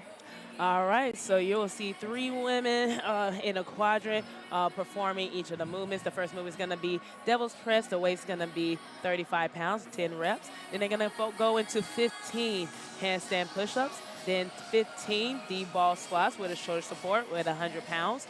Then the women will go into 5 ring muscle-ups, and they will finish with 15 reps of deadlifts on the axle bar at 205 pounds. That's right, Taylor. A lot of work here. This is one of the ones that really hurt, that really gets people, you know, hugging and crying at the finish line once they finish, too. You know, when they're all huddled up. You know what I'm talking about. You know what I'm talking about at home. Yeah, more on the ground, just wishing that everything will be over and stop hurting. That's right. And if you don't know what we're talking about, you'll find out soon enough, I promise. This one is a hurt locker. About a minute until we start for this one, making sure all the equipment is getting put in the right places. But yeah, we're out here. Rebecca Rouse and her husband, Joel. Shout out to them. Joel, of course, helping out a lot for the Brigade, but also helping out in our times of need. Refereeing, doing stuff like that when we were in Las Vegas. I'm sure he'll be helping out today as well. He's actually from Jersey, New York or Jersey? Oh, I'm not quite sure. One of those. They're kind of the same to me as someone from down south. They're both big cities, and you know they travel in between each other all the time. But just a river that separates you. This is a city. I thought I moved to Tampa when I was 18. I was like, whoa, this place is like L.A. As soon as I came to Jersey City, I was like, whoa, this is a city. It's like the movie. Oh, my goodness. You see the downtown. I'm like, yeah, our downtown doesn't really look like It's just like this. Home Alone. Oh, my gosh. I get it now. I really get it. Yeah, that's awesome. So much fun here. We're going to see how the women fare against each other, taking a look at the grid, and we'll kind of walk you through a little bit of what you're seeing and what you're going to see once again. So, of course, they're starting with those devil presses. Those are going to be all the way over here for you guys. Right here. Yep.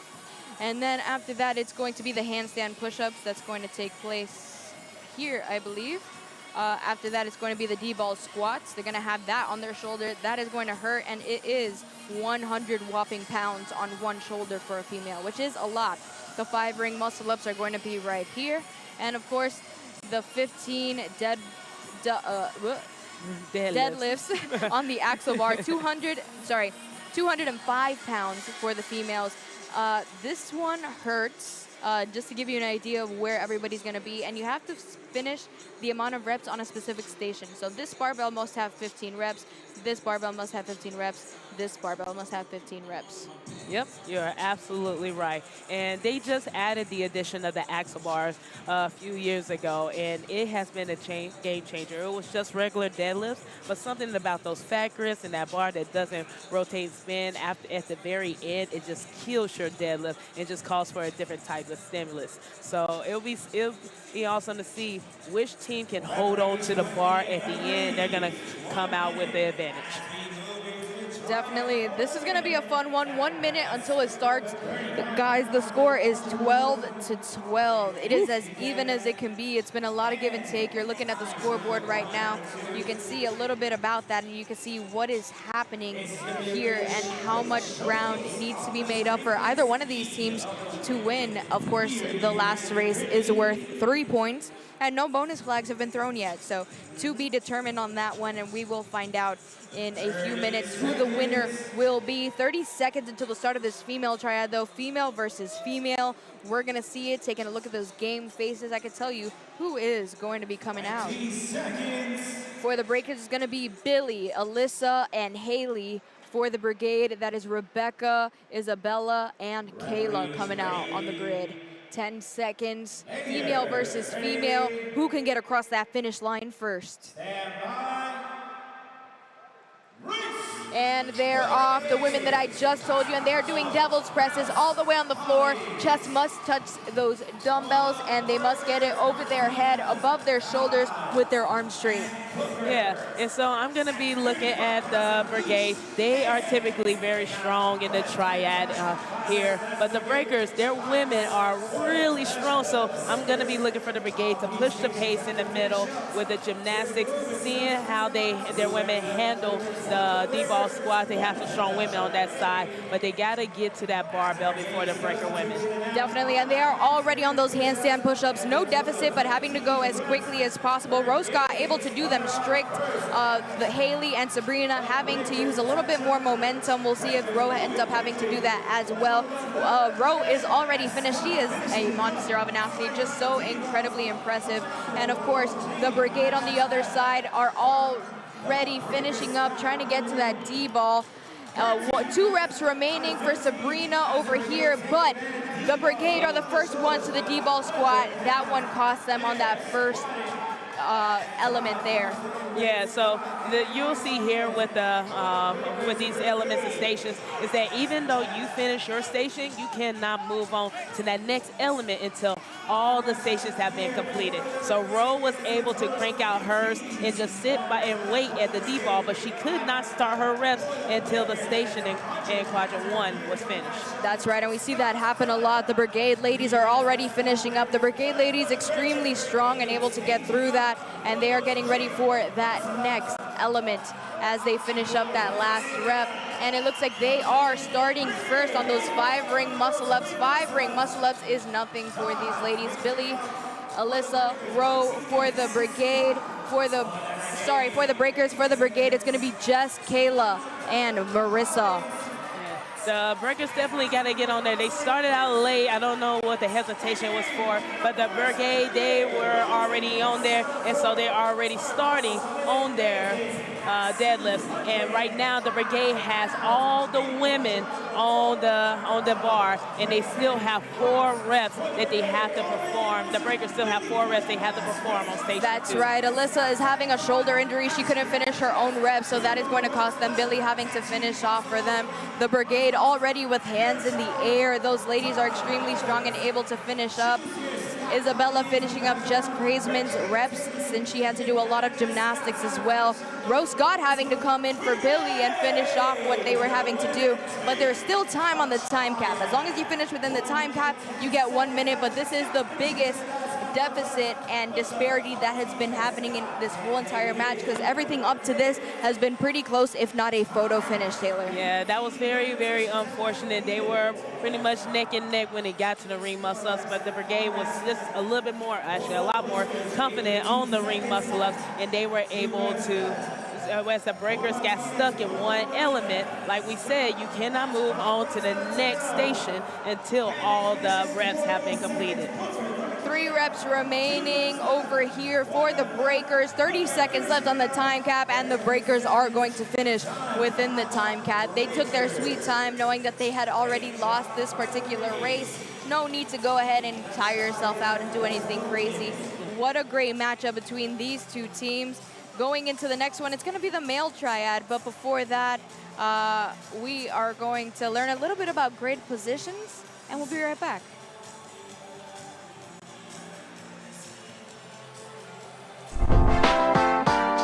Unlike American football or baseball, where positions are very clearly defined with rules specific to them, grid league positions are more general. Think of it as a spectrum with a 4-foot gymnast on one end and a 400-pound strongman on the other, with every possible size, shape, and skill set focus filling in the middle. Roles on the grid have a lot of crossover from position to position, and there are many possible combinations that will yield a great team. Grid league has 3 primary player positions or roles on the team. Utility players generally have a wide range of abilities and end up with a diverse set of assignments on the grid. Utility players, although often assigned more total work than specialists, will still focus on their best movements as their means to contribute to the team. The strength specialist role often involves heavier assignments and, depending on the player's background, may be even more focused to individual types of strength movement, such as Olympic weightlifting or strongmen. Most of the super high-skill movements like backward roll to support in deficit, freestanding handstand push-ups are performed by bodyweight specialists. That said, there are several bodyweight specialists that mainly focus on more basic movements, but for big sets and fast cycle rates. Many are gymnasts as well, but even some of the best do not have gymnastics backgrounds, such as former MVP Paul Lays. Learn more about the sport of grid lead at fgl.com/learn. I'm here with Brittany Latham of the Tampa Bay Brigade. Brittany, You got put in as a super wild card earlier for your ringer point race. You won. Did you plan it in advance? Was it kind of like a little sneaky little thing? I had planned on doing it possibly. And then when they came out for sure that that's what they were going to do, then we were going to go with Rebecca. And then we all tested it, and I had the faster time, so we went with that. And good thing, too, because now they're needing Rebecca for another ringer point race, which is the fan-voted ringer, of course. You're confident in that, of course, you knew. Did you kind of look at the opponent's times? Like, what goes through your head as an athlete? And make me understand what exactly goes into picking out a ringer point race and stuff like that. Well, we do a lot of testing for time, so we always go for the fastest time. I may or may not stalk a lot of people to see their stuff. I am guilty of that. But, I mean, he's a phenomenal athlete, and I knew it was going to be close. When I look at who I'm going against, though, I just try to find a little edge. I knew if he squatted one of it, I was going to outbeat him because I powered them all. So I just do my research and train hard. Absolutely, and let's talk a little bit about USAW. Just tell me what your best clean and jerk is really quick. It's 136 kilos, or 130. I had to confirm that. But on the actual bronze that I got was 131. And I got 4th recently at Nationals, so 4th overall in the nation. So that's cool. Congrats, Brittany. That's awesome, and thank you so much for your time. Good luck on the rest of your race. Right back to you. As we move into the triumph for the men, now it's for the men to showcase their skill. We're going to jump up the dumbbell, press to 50 pounds on those dumbbells, 15 handstand push-ups, 150 pounds on those D-balls, those blue D-balls. That axle aid quadruple floor has 295 pounds on the bar.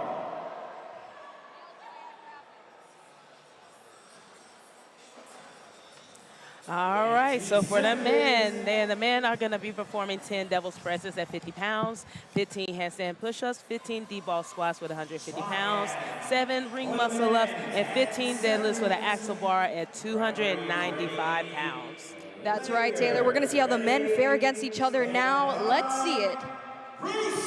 And they're off. Brigade men versus Breakers men. Nathan Cobb, Nikki Rogers, and Jonathan Restrepo for the Breakers. For the Brigade, it's Alex Hollings, Angel Serrano, and I believe that is Chris Chaffee over there for the Brigade. Now, we already seen these movements just a little bit heavier than the ladies are going to do it, and for some of the other elements, it's going to be a little bit more. They are just about rep for rep, 2 fingers in the air, 1 finger in the air. Remember, it is by whatever station you're in. It looks like Breakers Nikki Rogers is going to be the first one off the grid, and they are starting those handstand push-ups first. That is going to be a total of 15. Should be unbroken, and it looks like they don't even need momentum to do these. Sometimes it does make you a little bit faster. You can see Chris Chaffee on the other side, how fast he's going. He is on the farthest right-hand corner of your screen right now, and they are going to be moving on to those D-ball squats, 150 pounds on one shoulder, Taylor. That is a doozy.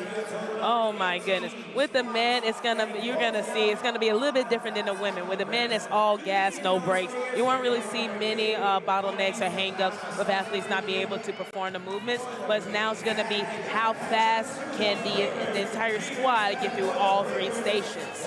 So you'll see that Yoatan on the Breakers got a couple of faults. He didn't stand up and open up his hips clearly, but they have a pretty comfortable lead right now that it didn't really set them back a bit. Really comfortable, especially considering the disparity between the ladies on the last one. Evan Newman, Andres Montenegro, and Nathan Cobb all doing those ring muscle-ups, and it's going to be 7 versus the ladies' 5. So whichever men's team is the fastest here is going to win this race, essentially. 3 reps remaining for Nathan, no reps remaining for Evan. They are just waiting to get their hands on that bar at the 4th quadrant, as the Brigade are just now getting and finishing up those reps there. They're going to have to make up a lot of time on the strength side, Taylor, for the men on this triad, especially considering that they're missing a lot of strength players for the Brigade. Yeah, we mentioned it that since they lost Dan and Seth, that Alex Hollings is going to have to be doing a lot of the work, and they had to bring Dan Haberman Haberman in off of reserves, but also he was nursing an injury. So they are a little bit now on the strength side. So you see Dalton Herrero on the Brigade side having to come in to fill in. But the Breakers were able to come through and easily get that back from the women. So they look really strong. One thing about me, Taylor, I love a casual stroll into the finish line. That was gangster. Make it too easy. I really liked how the swag that they just walked into the finish line with. That was too cool to watch, and they're just crushing it. I mean, both of these teams, it's been give and take for both of this. This is about as exciting a match as you could get, and that's going to bring up the score, I believe, to 15-15 once this is finished. And going into that fan-voted ringer point, 2 races left. Yep. The one that you voted on and the one that is going to determine the winner at the end. Of course, the Brigade still finishing up. 1 rep remaining. They get to go as slow as possible. They get 1 point if they finish within the time cap, and there was 40 seconds left. So they are super chilling, as we say in the biz. Coach Matt from the Breakers said that they were going to be utilizing a different strategy in the triad, in the men's triad. And it was pretty cool to see somebody as big and strong as Nate Cobb over here on the ring muscle-ups, and then you see Andreas, one of the bodyweight specialists, at the end with the deadlifts. So you see your strength guys doing the gymnastics and your bodyweight guys doing the strength. I like that. I see what y'all doing over there, but it just shows how versatile and talented of a guy squad they have. Absolutely. I was actually surprised as well to see Andres over there on the 4th quadrant, but I mean, they managed beautifully, and Nicky Rogers moving really well on the grid and getting his stride and learning what grid speed is has been really fun to watch as well.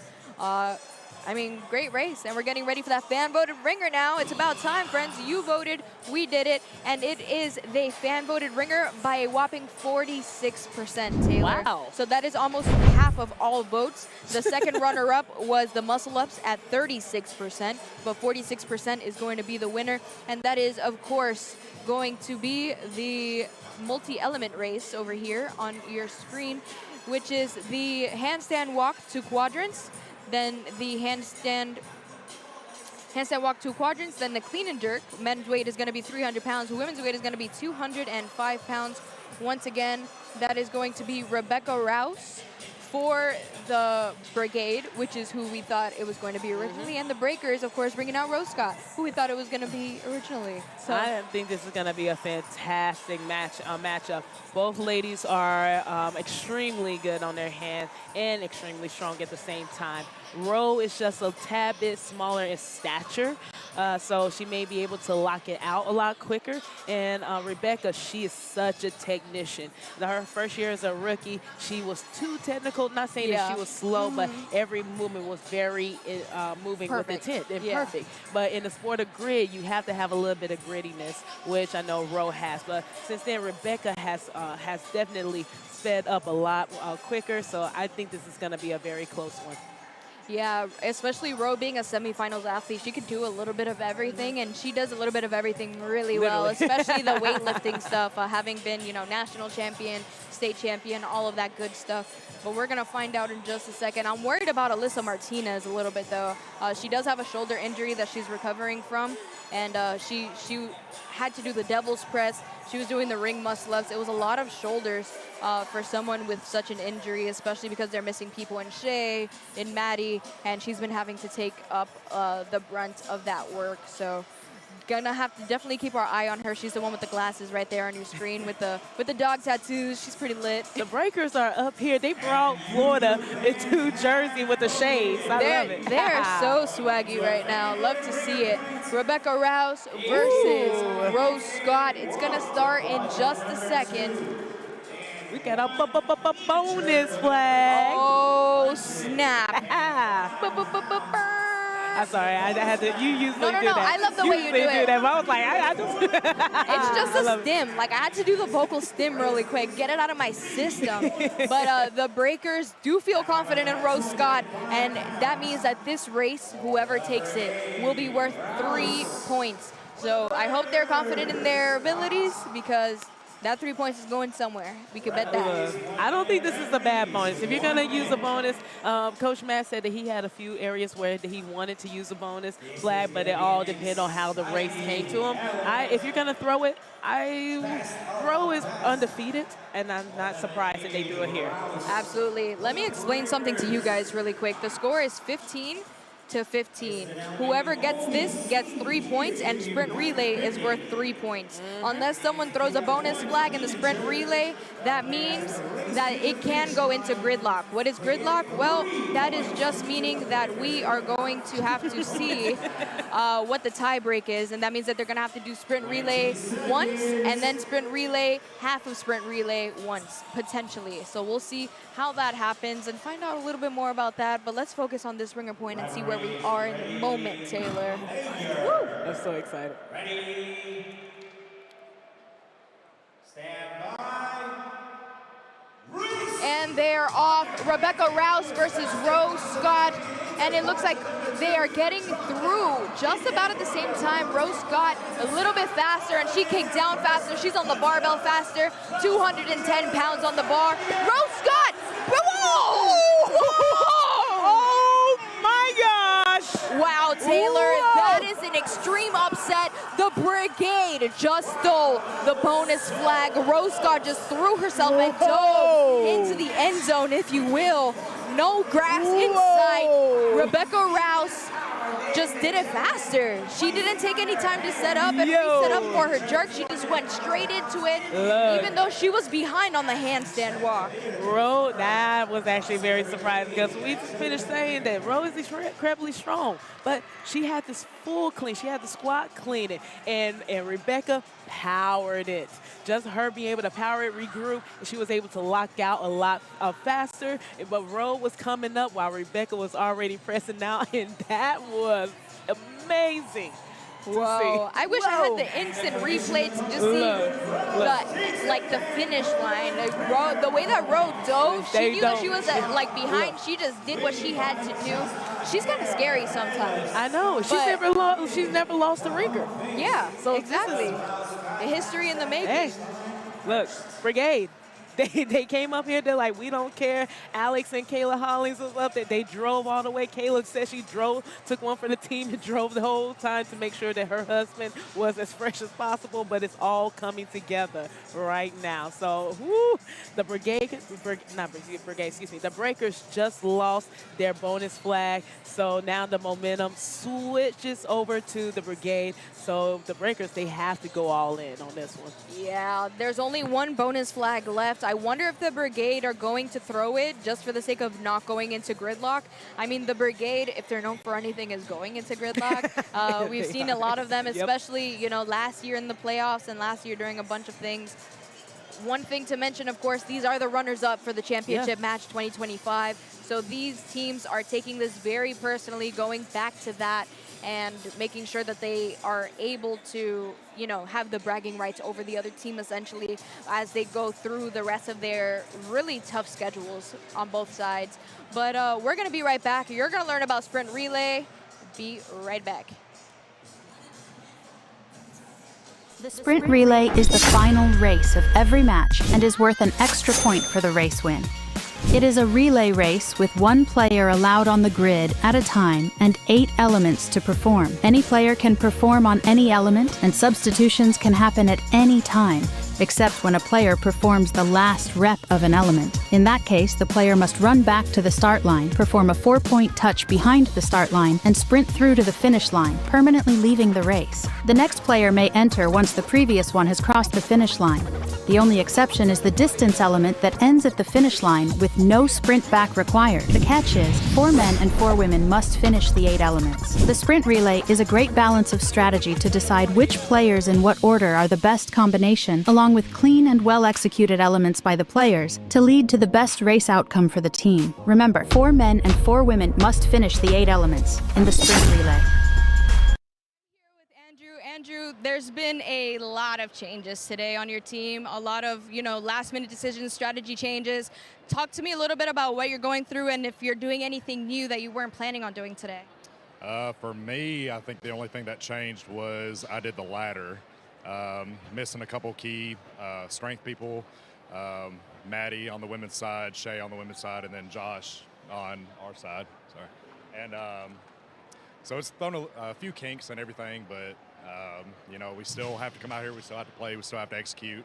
So one more race, we win this, we go into gridlock. So let's get after it. That's right. We were just talking about that, and going into the sprint relay, I mean, you guys talk amongst yourselves on the team. How confident are you in your ability for the sprint relay and to be able to take this into gridlock and potentially do it again? Should do okay. I mean, we have very good individual CrossFit athletes. Last year we excelled in sprint, so hopefully it carries on over to this year, in this race. So awesome. Great job on this match, and good luck on the rest of yours. I'm going to take it back to Taylor. thank you.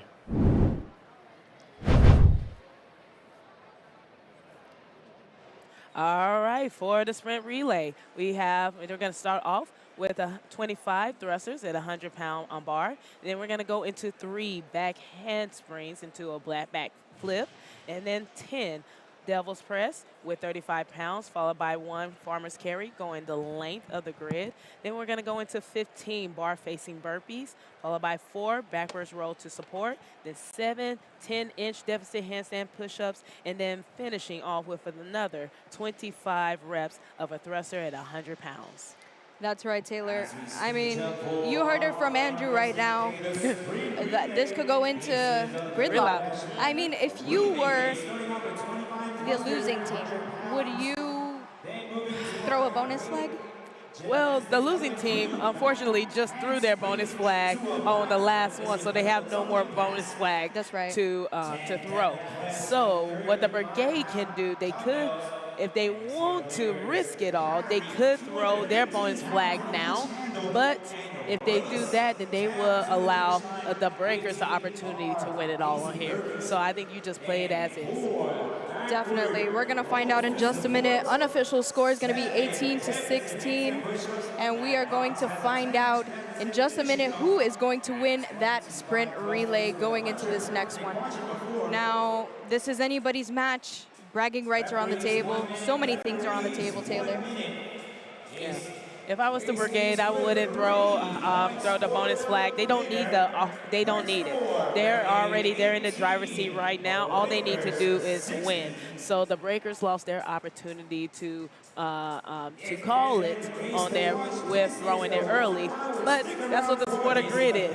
So I'm excited to see how the middle half and how they use their women. So with the sprint relay, some of the rules are you have to have 4 men and 4 women complete the sprint relay. That's right. So where you put your women is going to be absolutely vital. So you're going to probably see some switching out. Whoever finishes the last rep has to go all the way to the start, 4-point touch, then run all the way to the finish line. That's right, and this is for all the marbles, Taylor, going into this next one. It's anybody's. I mean, Andrew said that they're traditionally strong in sprint relay, so we're going to see how it fares for both of them, team versus team. Let's go. And they're off. Angel Serrano for the Tampa Bay Brigade, and that's Nikki Rogers for the Palm Beach Breakers. Both Florida teams, both fighting to do as much as possible to bring this opportunity home for both of them. You know, these are the 2 teams that almost made the championships last season. These are the 2 runners-up from each conference. So there's a lot to be said about that. Right now, they are on these 25 thrusters. Sometimes they opt to do the last rep being a female, and I know that the Breakers are planning to do that with Alyssa Martinez right now. She's going to be tagging in. Breakers doing the same thing, but not putting the barbell in the right spot for them. Kayla Holling struggling a little bit to grab the bar. Alyssa Martinez is going to be out of there for that first one. Yeah, the Breakers, they need every last little bit of this. And you see Loredana Niroda. This is her second movement that she did, and she just made light work of the back handsprings into a back flip here. But Nicky Rogers, he did a great job on the Breakers. His high cycle time was a lot faster than Angel Serrano, so it allowed them the speed to get ahead. I don't know if you guys even saw that, guys, because I blinked and I missed it. But those backflips were absolutely insane. Loredana Niroda, I believe this is only the second time we're seeing her in the match, and she just did a monster of a job on those. Marissa Oxenberg, of course, a veteran. Loredana only played 1 match last season, or 1 or 2 matches last season, excuse me, for the Palms, so that was insane. Rose Scott finishing up those last reps as Isabella Carvalho. We're still working on the other side. row is going all the way to the finish line, and that is going to bring out Nathan Cobb. He's going to be doing a farmer carry all the way to the end. The farmer carry, of course, being 215 pounds in each hand, my friends. Billy is going to be coming out on the other side as Alec Hollings makes his way to the finish line and stays there. We're going to need someone fast on these burpees, and who better than Jess Krezmien to be doing them, with the fastest in the league, the undefeated in all of the ringer points as well for this. Billy being a close second or third as well. Really a formidable opponent, but the Brigade have a lot of time to make up here going into the next element. Billy is already off it. 4-point touch in the finish line, first start line going into the finish line. That is going to be the 4 backward roll to support, and for that they are bringing out Andres Montenegro. We see him on the rings a couple of times, and he is a monster at them. Of course, he could just go straight into them. This, of course, being a movement that was in the CrossFit Games, but can they do it like us? I'm not sure about that. Dalton Herrera on the other side. It looks like the Brigade are actually making up a lot of time here, Taylor, which is really impressive because Dalton is also already on the sprint. Yeah, it's going to come down to these handstand push-ups. And so, see, Yotan, he's already got a little bit of a lead with the breakers. Chris Chaffee with those boulder shoulders and a little bit shorter lockout. Let's see if he can pick up. He already made a lot of range of motion. Look how fast Chris Chaffee went, though. I mean, he was doing like 1.5 for Jonathan's 1, and Jonathan's 1 is really fast. So something to be said about that. Evan Newman running to the barbell, and he is only 2 reps ahead of Dan Haberman going into this. Whoever wins this wins, friends. So Evan Newman is not who I want to see on the other side. Dan Haberman, of course, recovering from an injury to his knee. But look at the speed of the barbell cycle for Evan Newman. These are thrusters going all the way down into the lowest squat you can, extending all the way up, keeping your arms straight, keeping them over your shoulder. He is in pain. Look at his face. Look at the pain that both of them have to suffer to win it for their team. There is no switching and there is no turning back at this point. Evan Newman is finished. That's going to be a 4-point touch for the breakers. And Evan Newman is going to take it home and secure the bag for the Palm Beach Breakers win, sprint relay, and the match. Oh, no, they're going to go into gridlock. That's right, Taylor. We're going to find out in just a second if it really is as we get that official score going into this. What an amazing one. Don't want you to go anywhere just in case. And we are going to find out if the breakers really take it. Be right back, friends. Don't go anywhere.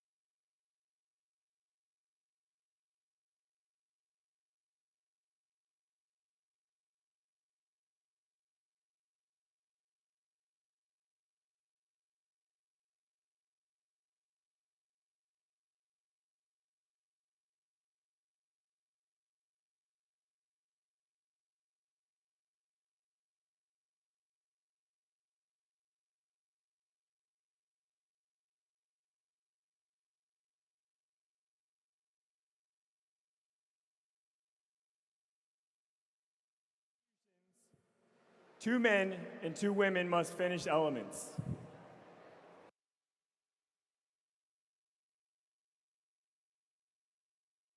Sorry, Rubes. And we're back. This is going to be a gridlock. Yep.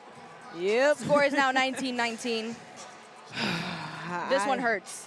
This one hurts really bad. Actually, it's kind of like deja vu for the breakers because the breakers was in the same position. I think they did this against the Lions. Yep. Last year in Dallas. Yep. And it came down to to the thrusters, who actually came down to the handstand push-ups, and the Lions were able to edge them out at the end. But now, I don't know. I'm really concerned with the Brigade. One, they were already kind of slow with the thrusters at the very beginning with Angel, and Dan Haberman was their closer, and he is coming back from a knee injury. So I don't know if they can go up against either Nikki or Evan at the end. So this is tough. This is very, very tough. I mean, it could also be Nathan. I'm not sure if he's on the active roster, but I know that Nathan is really fast. If I'm a coach, I'm not putting a rookie in that position, especially with the speed that Evan Newman was doing, but there's also the point of fatigue. Yes. If I was a coach, Nikki has been doing pretty well all season, and he's had the most rest. And you could put Nathan there, but he's also a taller guy as well too. He's very long, so you could put a fresh pair of legs in there. But I wouldn't be surprised to see them put Nikki in there. That's right, Taylor. 19-19 is the score, and now we have to break the tie. So let's go ahead and find out what that is going to be. The Brigade, of course, just narrowly missing and losing that one. So who can be stronger in the back half of the race, which of course is going to be starting off with, I believe, the bar-facing burpees. Yep, it has to be 4 men and 2 men and 2 women this time. So in a grid lot, like you just mentioned, you have to have 2 men and 2 women cross. So I believe they're gonna have to have Jess Krezmien come out and perform those burpees, because they're gonna have to get a lead in order to be competitive with the breakers there, because Billy is pretty strong and solid on there as well too. So they gotta pull ahead there and probably have a girl do the handstand push-ups to leave Dalton able to do the backwards roll to support. That's right. 22 seconds until we find out what exactly their strategy is going to be. Of course, starting off with the bar-facing burpees. Billy's going to be coming out. Not sure who's going to be coming out for the Brigade. Doesn't look like it's going to be Jess. We're going to find out in just a sec. This is for all the marbles, friends. Tie break. This is the tie break. Isabella Carvalho for the Brigade, and for the breakers, it's going to be Billy Dodd. Now, they're going to have to go really, really fast here, especially because Billy is, you know, one of the fastest, if not the fastest, second to Jess Krezmien. They didn't send out Jess Krezmien for this one. 2 reps remaining for Billy, 4 reps remaining for Isabella, and Billy is going to be doing the sprint first. 4-point touch and going to the finish line. Isabella not too far behind. That's going to bring up the next element, being, of course, the 7 deficit hand.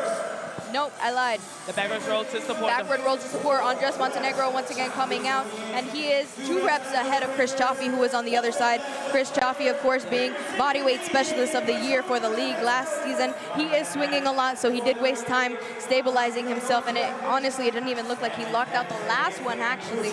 But they are going to continue going. Rose Scott doing those deficit handstand push-ups, and she is 3 reps ahead of her counterpart on the other side of the grid. Yeah, they got Jess Krezmien. So you'll typically see Jess on the burpees, but they obviously didn't have any other woman they could do the deficit handstand push-ups. So Jess had to put herself in to complete those. And unfortunately, like we said, they have Nikki Rogers, the rookie, coming in to finish the last 25 reps to close it out. And it looks like they are bringing in Alex Hollings from the Brigade to finish and close it out for them. That's right, Nikki's gonna have to move fast, because it is a possibility that Alex Hollings is able to keep up. 10 reps separate them, with the breakers once again in the lead, knowing that they had this one in the bag as they won the last one, especially being stronger in the back half. So many people doing so much work today, the rest of their team not being able to come in and deliver as they had planned last minute. Nikki Rogers, rookie, first match ever. He's gonna 4-point touch, and he doesn't know the significance that this is to his team to beat the Tampa Bay Brigade. And the Breakers win the match.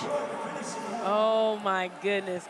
Something just happened. I just saw Tomas and Jess call out Alex, and I see Mather is Look, I don't know if they're stopping something. I don't know. Hopefully they don't have to rerun this again. That would be horrible. But we're about to find out if in fact the Breakers did win or why did they stop. The Brigade stopped on the other side. That's right, and something important to mention as well, the fact that they stopped doing the work. Because now you have to see if it would have definitively affected the outcome of the race, and now they don't have an official race stop time to compare that to. So that could have definitely cost them. Not sure why they would just have them stop completely instead of maybe finish the tiniest bit slower. But it looks like it is going to be a review. Don't go anywhere. We'll be right back. After further review, in the rule book, if both teams do not hit the time cap, the result is a 0 for both teams. However, it is clear that the rule book is incorrect in dictating a time cap at that length for this particular race. That said, as a league, we always follow the rule book, and in this case, the current final score is a tie, and we will review the outcome of this as a league after the match and determine how to best move forward with the scoring. So, as of now, the ruling is a tie, and it will be a league-wide review when we're able. Thank you all. Taylor, this is unprecedented. They're finishing with a tie after the tiebreaker, right? And they're going to review it and see who's the winner at a later time. What goes through your mind when you hear that? One, very, very unfortunate for both sides. Definitely the Breaker side. Very, very fortunate for the Breaker side. They were clearly the winners out of this. But also the standings as well, too. This does throw a monkey wrench into it because this is the Brigade's last opportunity to figure out what their playoff spot is going to be. And also the Breakers, this weekend defines a lot. So for it to have to go into the back end with no clear win or loss, I think it's very, very, very disappointing. We're going to have to get into the meat and potatoes at a different time. Yeah. Both of these teams both have matches tomorrow, which I'm sure the safety and the well-being of the athletes tomorrow is going to be a big factor. So we'll find that out. And we're going to get more information for you as soon as we can. But in the meantime, I'm Cassie Martinez. And I'm Taylor Stone. Don't go anywhere. We'll be back in just a little